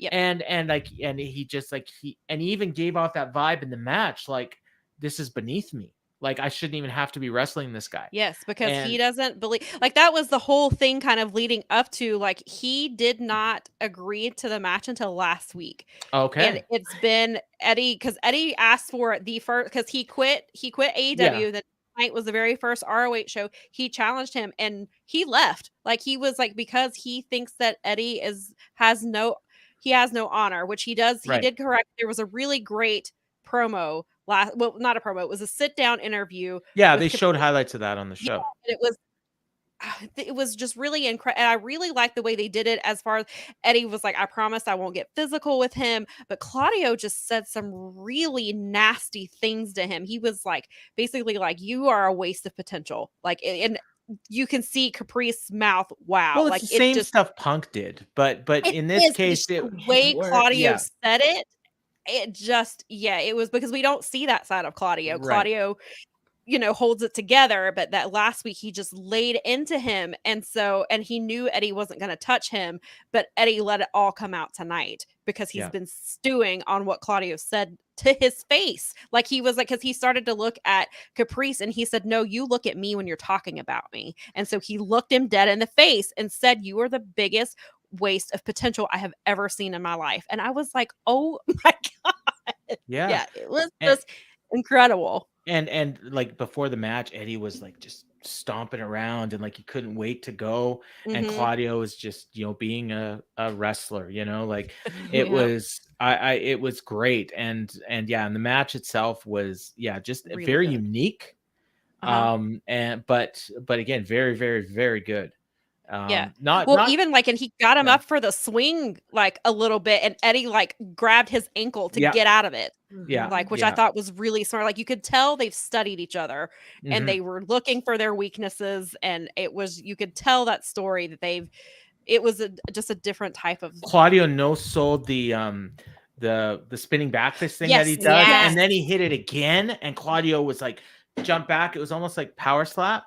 Like when the guys are like, you know, if you've ever watched that, and I watched it once, but where the guys like they try to no sell and then they can't, and that's what Claudio did. Like it came off so much more believable the way Claudio did it, because he was trying to no sell it, but he couldn't. Right, and he ducked the first one, and it's like he wasn't expecting Eddie to come back that fast, and he just that was a really great. Moment. I just loved it. And then it just kind of deflated at the end. And I tweeted out like just I think my tweet was "fuck this bullshit," and and I agreed with you when I saw it. I was like, "Oh, great! I can't wait to talk about." Yeah, and to then talk about I this got a because- DM from somebody that quoted me, and he's like, "What happened?" Like, 'cause I guess they weren't watching. Oh. Yeah. I told him, and he's like, "Oh," and like I guess Oh. he No, didn't if you care. saw what we saw and then saw that ending, because I'll Yeah. get to it in a minute. Mel, I'll let you say what you want to say about it, and then I'll. Well, I mean, I can't argue with any of the. I mean, the match was great. The finish was another mind-boggling finish where I was like, they really were powering through, like trying to set this up as like this is Eddie's finally getting his get back on everything, and I don't know. I guess I don't know if I'm not saying I expected him to win, but I think I did. Yeah. I think I was. I did. I think I was surprised when he didn't win. I mean, I was like, I can see there were many scenarios I was running through my head. I even had a minute where I was like, what if they brought Punk back on ROH instead of AEW, and he did this, They and then could Claudio have. could retain, Right? because Claudio is the kind of, while Eddie could never work with Punk, Claudio is the kind of professional that could probably work with Punk. Eddie's worked with Punk before. Yeah, they worked Yeah. together last summer. Yeah. No, you're right. And then you know what else? But played then I into was this? like, wrong company, Mel. That's two different companies. He's not contracted. That they can't get away with it. They won't be able to get out of it that easy. So Wheeler losing the title kind of set you up to think, okay, maybe they're writing the BCC out of ROH. Yes. So then then it makes it even more likely that he's going to win. And now, that was the other Claudio's thing. not going anywhere. Right. Yeah. So my biggest issue is, if not now, when? When does Eddie get a title? Like, Eddie is somebody the fans have been clamoring to have a title since the day he stepped foot into AEW. Especially for the people who've known him, who've watched him for years. And then obviously people who didn't are now familiar with his story. We know his outside struggles. He's been very open about these things. And he's somebody you can root for. Even though, he clearly is. I mean, in a way, there are some similarities with some parallels with CM Punk, because Eddie doesn't like a lot of people. CM Punk does not like a lot of people. Like, so you can see some of these kind of parallels there, but he quits AEW, comes to Ring of Honor, immediately challenges for the title. And I was like, finally, we're getting, and it makes sense that it's Claudio that Claudio's going to be the one he beats because of their long history together. And so I was really just, like you said, deflated, I think is the best way to say. I couldn't believe it. I had bought into it. I thought Eddie was going to win here, because I don't know, if Eddie doesn't win here, when do you put the title on him? Like, and what are you doing with him? Like, why? I mean, I get it is, I guess, a good first feud for Ring of Honor to get people invested in the Honor Club, and maybe to get some subscribers. But to keep those subscribers, then put the title on Eddie. And then you have, after the end of the show, and he's like asks for you to cut his music. He gets the microphone, and he is very Eddie, and was like, how much time do we have? And he says all these cuss words, and just because he's clearly upset. And then he just was like, okay, I have 30 seconds left. I'm not done with you. So I guess we got that consolation. So maybe there's a rematch and he wins there. It just felt like Eddie should have won here. Like, it doesn't, and I'm sure maybe there's some more long-term storytelling or something. It felt like tonight and Supercard of Honor is their biggest pay-per-view of the year besides Final Battle. So it felt like this is the time to do it. Put it on Eddie this time of the year. Give Eddie some time with it. Give him, and we all kind of wanted Claudio to have it because of how Claudio was treated in WWE, and he never got the title there. And so, I don't know I don't know what they do with Claudio now. Like, I don't know where I mean, we're only 5 episodes into Ring of Honor. So, I mean, there's clearly some things that they're going to want to build with him. I think it was just really disappointing to see. And again, I love Claudio, and I think he's great. And like you said, I thought Claudio, when you said, once Wheeler lost, okay, Claudio's going to lose, no titles in Blackpool, and they're going to have this, and because nobody in the Elite has titles either. So it's kind of even things out. And then here we are, and Claudio is the only one with a title. I saw a theory that perhaps it was punishment for not going to that OTT show. He had COVID. Well, allegedly. Yeah, he had COVID, and then wait, Yeah. wait. So now we think he does. Allegedly. Well, no, and maybe he What did. is I'm just that? saying. I haven't heard this. They think he lied about having COVID. Well, again, it's a theory. It's a Some theory. fans' theories, No. or Yeah, other yeah. people theories. Well, fans, yeah. Yeah. Okay, well, I mean, that's I'm not saying that that's what happened, but it's a theory that's out there. I had completely missed this theory. So, but no, I mean, it's just a couple people talking about it, but I don't think there's anything to it. But just mentioning it, I think you're probably right. Like, but this to me, it's a lot like the Cody Roman thing at WrestleMania, like in a way, like because Eddie's story, like he's been in this for whatever 15 years, 20 years, whatever it's been, and he's never had a world title, and he's trying to get a world title, and this was his shot on the biggest show of the year. Sound familiar? Like, you know, and then they didn't give it to him. So if this happens on Sunday again, just imagine what we saw tonight, multiply it by about 100. Yeah. You know, because with, you know, like millions of people watching on Peacock and 80,000 in the stadium, or whatever WWE's going to claim it was. And, you know, like this is, you know, and for someone like me that coming off that Shibata win, I'd forgotten about the Mark Briscoe loss. Like I was so pumped up about Shibata. And I was like, man, like I'm thinking maybe I'm going to buy this. I'm going to sign up for Honor Club. And here's the thing. Honor Club, Tony said on the call that there's 15,000 subscribers, right? Yep. The lowest they've done on a pay-per-view is like 25,000. I've heard, like, since he took over, I've heard that like more buzz about this show than any of the previous ones since Tony took over. Same. So I could very well see 25 to 30,000 people buying the show, twice as many people as sign up for Honor Club. Those are all potential subscribers to Honor Club, and you just gave them a finish that deflated them. Right. And I had somebody who tweeted me like right after, and he said, how do I get invested in this? Because I thought Eddie was going to win here. Why should I be invested in this now? Now I'll still buy the next pay-per-view. Sure. Because the pay-per-views are always great, but do I really want to spend $10 a month to pay for a TV show that I may not even like? Right. You know? That's very fair. And you know, this pay-per-view will be up on Honor Club, and I think it's like 60 days or something like that. And so, you know, are people gonna sign up to watch, like the people who didn't pay for it? Are they gonna be like, oh well, Eddie lost and so did Mark Briscoe? You know. And Dante got injured. Yay! Right. Exactly. Yeah. So, you know, there is some interesting, but then we had the interesting thing at the end where it looked like Wheeler and Claudio were just gonna tear Eddie apart. And I was like, I was waiting for Moxley. I was like, even though Moxley and Kingston, you know, used to be really good friends, and now he just was like, I don't have friends. I don't like anybody.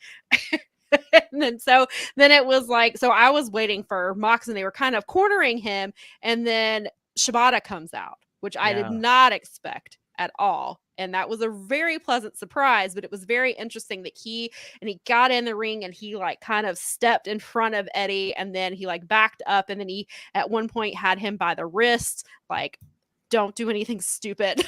And then they're holding their belts up like at each, and then Eddie and Wheeler are just kind of, you know, it was, so it's really, and so what are they doing here? Like, are we getting a tag match out of this maybe, or like how are didn't they close off was it the last show, or definitely one of the shows where they had, I think it was the last one where Claudio and Wheeler both had their belts, and then FTR came out, and basically it was like the exact same as this. Oh, that is true. Yeah. So, I forgot about that, but you're right. So where's it going? Who knows? Tune in. I don't know where. Tune in to Honor Club. Tune in next week. I'd see. My thought was they're going to do a unification match, maybe. You know, and maybe you're right, Claudia, off there, and then Shibata's the champion. Like, that'd be cool. That's interesting. Yeah, it's very interesting. I'm up for Shibata, man. Like always. And he's so fast. Like, oh my, I don't know how old he is, but man, he's so good. Yeah, he's great, and he still looks amazing. So he does, he looks really great. And it was funny because when Shibata's music hit at the very, very beginning, for a brief second, I thought it was Orange Cassidy, because something in it sounded like it's something in it. And Nikki was like, she's like, oh, I can see why you thought that, because it was just the very first like couple of notes, and then Yeah, and then I was like, so I was like, wait a minute, that's not because then I was like, wait, why is Orange Cassidy coming out? He's coming out 43. Because they wrestled. He's Yeah. 43, so that's not. I mean, but he's a young 43. Claudio's 42. Well, he's a healthy.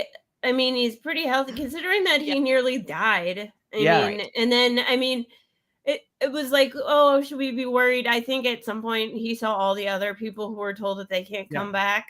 Come back, and he's like, why am I not coming back? And I mean, the Wheeler Yuta thing is like, also he trained him, so I mean, that was something. That's right. Yeah, he talked about that. He was part of the LA Dojo, so that was something that, for as far as Yuta goes, that was kind of a cool match. In so much as he was like literally fighting. I mean, he was wrestling his teacher, so there was a lot of like cool in that. I mean, losing to him regardless, but it's exciting, and I think ROH is probably a good fit for him because he will be with more technical wrestlers that can take care of him in those ways if he needs to. Yeah, it'll be really if he is worried, but also he'll be a great influence on them because of his teaching thing.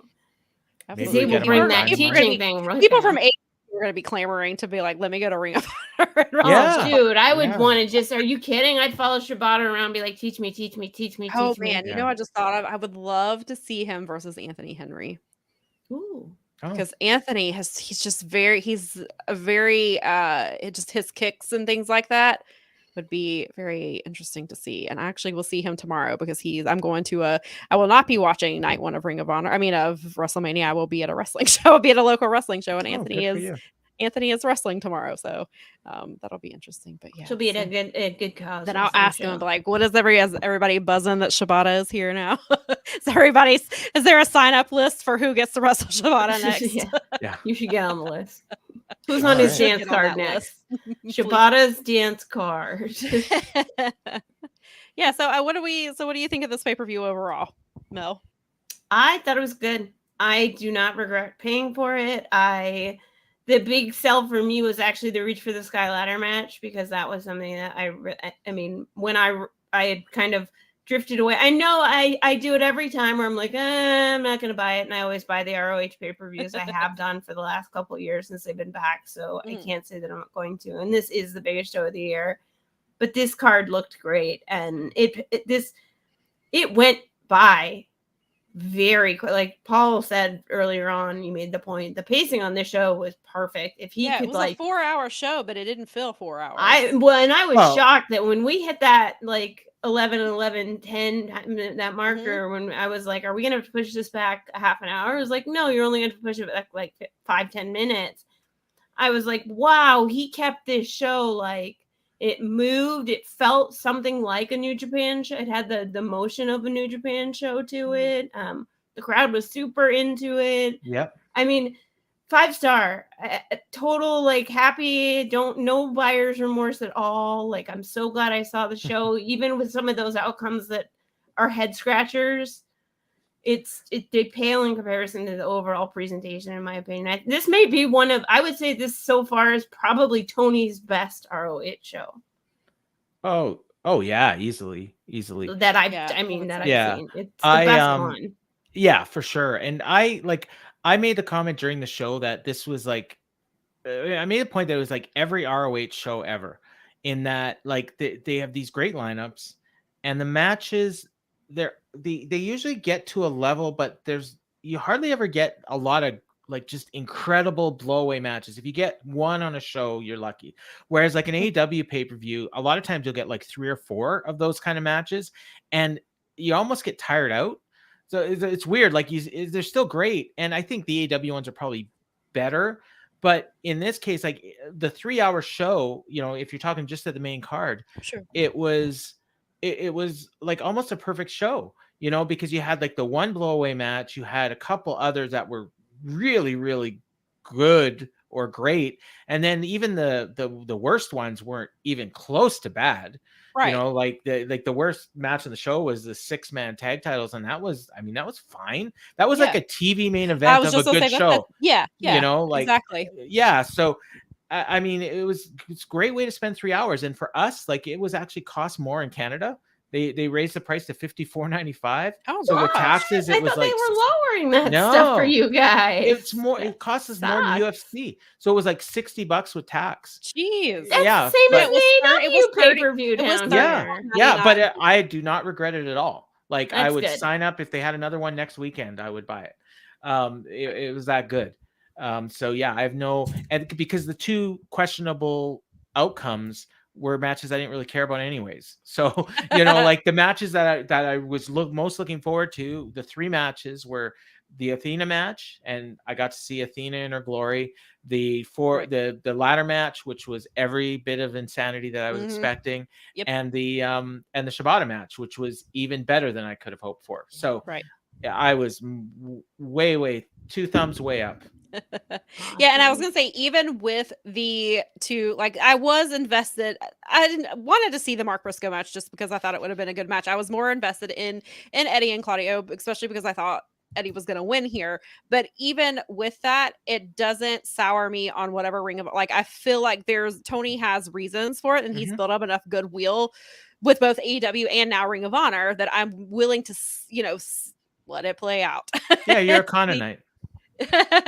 Yeah. Just and kidding. so I want to see just how I'm interested to see where things go and be like, well, then why did you make the decision? Like clearly there's a reason that Claudio retained, and there's obviously a reason that Samoa Joe retained. Maybe they are just getting Samoa Joe to his 1 year mark. I don't know. But in Tony we trust. Yes, in Tony we do trust. And so so I'm really I enjoy, other than those, I was really bothered by those two, but it wasn't enough to make me dislike the pay-per-view. I thought it was well worth my time. I really enjoyed it. I'm really interested in where TV goes from here, since I do cover it, and there's there was a lot of forward movement on a lot of things. Like you said, and then we've got now we have Vincent and Dutch are here in the tag team division. We do kind of have questions about Top Flight, what happens with them now, but you have Lucha Brothers like on top of the title. So there's so many things that are moving forward, that even with the title, and because there was only two title, I guess it would technically be two title changes because of the tag team that was technically changed. So there wasn't as many title changes as I thought there were going to be, but it's really interesting to see like what they're planning to do for the next few weeks. And then I guess when do they typically do the second pay-per-view? Like in the summertime, I guess? June? Yeah. Like June or July, right? Yeah, that's what I was thinking. So I don't know if it'll be before or after Forbidden Door. It should be I think it's after. I was gonna say it might be after, but Forbidden I Door can't is the remember. 25th of June. Right. Double or Nothing. Well, it goes Double or Nothing. Double or is Nothing. the end of May. Right. And then it's not that far off. It's about 3 weeks. It's about the same as last year. And then they're doing their month-long excursion. So maybe they do wait until July to do Supercard. I mean, not Supercard, but the follow-up. So yeah, it'll be really interesting to see. But yeah, I thought it was a really great pay-per-view, and I really like the way Ring of Honor has been, especially the last 5 or 6 weeks now. And so I thought it was really. They good. only did 3 last year. I Did thought they only did do 3? 4 for I was some thinking they reason, did 4. Yeah, I was thinking they did quarterly. I mean, I guess because they do 4. And well, because Ring of Honor, think of Death Before Dishonor. Those are the only two I can. And there was Supercard of Honor, which was the one I went Supercard, to. Death Before Dishonor, and Final Battle. So did they? Final Battle. Ring of Honor typically did, but prior to that, were they doing 4 pay-per-views? They were, weren't they? No, they were doing 5 or 6, I think. Yeah, yes, you're right. They were doing more than that. So that'll be interesting, maybe with how they do things. But yeah, so I'm very pleased with it for the most part, even though I am very frustrated with Eddie not winning. But I want to see why he made the decision that he did, and what Claudio's going to do next, and how soon Eddie gets a rematch, and if Claudio's going to wrestle Shibata, and maybe we get Wheeler versus Eddie. So that would be a fun one. But yeah. So I thought that was a really good show. And then do you guys have any other things that you want to add before we get out of here? No, we should ask Paul where we can find him. That was my next question. I figured as much. You can check out the Dynamite show on the Fight Game Media Patreon, patreon.com/Fight Game Media, $5 a month.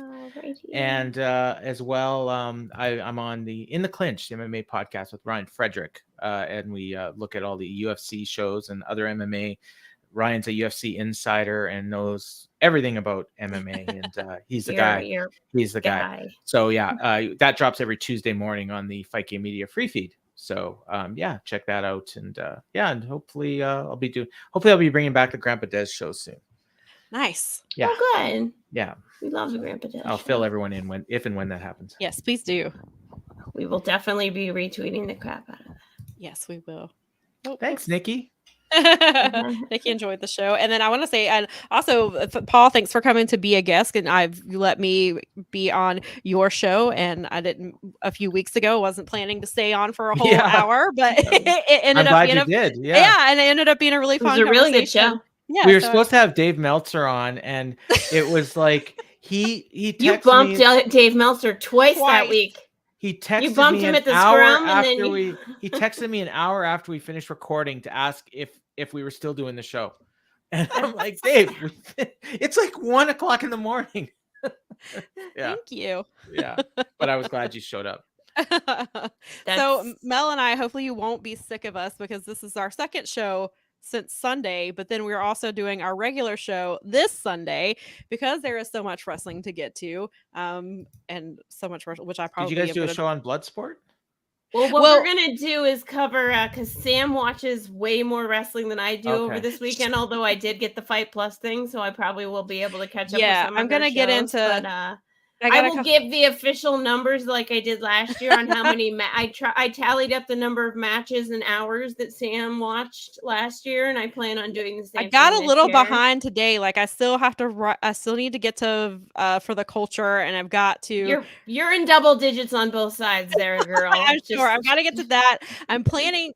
Hopefully, because the show I'm going to tomorrow starts at 8:00, so I'm hoping I will probably get to Effie's Big Gay Brunch live. Then I'm gonna hopefully but now I've got I've got to get to spring break. Apparently Nikki sent a text message earlier that she started spring break, but something happened and she wanted me to see it, and so she turned it off. Okay. So I will try to fill you in tomorrow night with what I get to, and then that way you can have an accurate thing for Sunday. But I'll be watching Night One of WrestleMania, so I'll be covering that part of it. I tweeted out earlier today, and you can find it on my Twitter, a list of all the matches that I've watched this year. Nice. So far. Yeah, you had your sheet. I like you share your sheet. Yeah, and so I'm trying to. My phone is not letting me open it, but I retweeted it from mine. I think. Oh yeah, here we go. I'm at 834 matches so far this year. What? Yeah, and let me see. So since Kenny Omega, and Adam Gate. Okay, so 796. I've watched 38 matches since Dynamite. So yeah, that's insane. Yeah, and you know what? I need to go back and count mine because Monday, like a month ago, we started because I have Fight Plus, we started the Jersey J Cup, and then I was gonna get back to it. I had like an hour left of stage 1, and then I went to open my Twitter from where I'd talked about it before. It was exactly a month to the day that we finally got around, and so I finished. We went ahead and finished both stages of the Jersey J Cup. So if you keep your Fight Plus, I would recommend watching the Jersey J Cup. It's a nice tournament. It's got some really cool people in there, and so I would recommend watching. And check out. You are at 34 as of not counting tonight. As of yesterday, as of the count up to today. I didn't count today. You were at 30. You were at 34 already. So 34 just from this weekend. The last 2 days. Oh wow! So you've watched more than me then.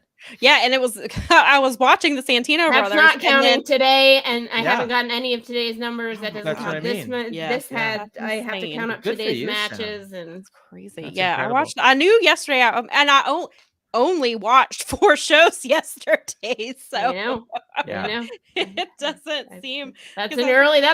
But it was opening for day everybody. Yesterday, That's what they call a tease. I did. I watched the Braves because the Braves played at 1:10, so I watched them, and then I moved them to the iPad and put on the Santino brothers show, and then the media call was at 3, so I had my iPad on the table. I had Santino brothers in the background, and I'm listening to Tony, and like I knew it was gonna happen. I was like, Tito is gonna wrestle while on this call, and That's Sure exactly enough. what happened. And I was trying to live tweet and then I got distracted because I was watching Tito's match. And then I was like, wait, I've got to focus. And so, So, I so was to like, be clear, on my spreadsheet, I only ever have one screen. So all these matches are 100% of too. my attention is It's to me these too. matches. yeah. That's I have why no I'm idea behind how I everyone watched that all the many. time. Last night, well, because Tony moved Ring of Honor to 9 o'clock, that did have to watch. And I can only watch Honor Club on my laptop. I can't watch it on the TV because there's Okay. not a app for App. it.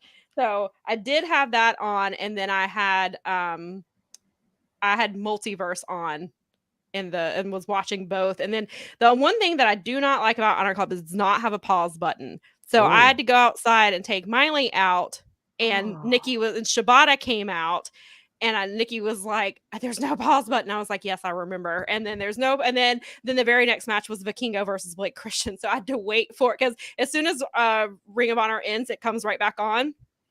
So I had to just let it play until I could get to what I missed before. And so I had that going on. And then it when it got to that, it was a Multiverse. The one match I'd been waiting for, which was the big 4-way tag team match, was happening at the same time as Vikingo. And I was like, this is too much. But it's a good problem to have, I guess. Yes. All If right. you can't find something you like, you're doing it wrong. Yeah, so I guess we will close it out here, and thank you guys so much. Thank you again, Paul, for coming to hang out with us. We really appreciate it, and make sure that you follow Paul and come hang out with us on Sunday at 1:00 Eastern. Yeah, wrestling toys. You know who that is? Oh, that's pretty awesome. Edge and Wait, Christian. I was gonna say it's Edge and Nice. Christian, isn't it? Fantastic. Do we think Christian's coming to WrestleMania? I think these two are going to be back together somewhere very soon. Either AEW You heard or it here, WWE. folks. Well, Yeah. you know what? It's interesting. I did dream the other day again. Well, you know, the weird wrestling dreams. I did dream that Edge was in AEW with Christian. So Your dream may come true. very, very interesting. So we should Yeah. find out. But we will Washington D.C. Oh, I didn't say that. Okay, let's go. Okay. I didn't hear anything. Oh, is that the okay? Maybe I don't know. Just Anyway, before someone gets in trouble or gets in... Yes, let us get out of here. Go Hurry watch up before you guys start catching got more wrestling trolls. to catch up on. So thanks All again. right. Enjoy your WrestleMania weekend, guys. We'll see you at 1 later. p.m. Eastern on this very channel. Bye. Good night.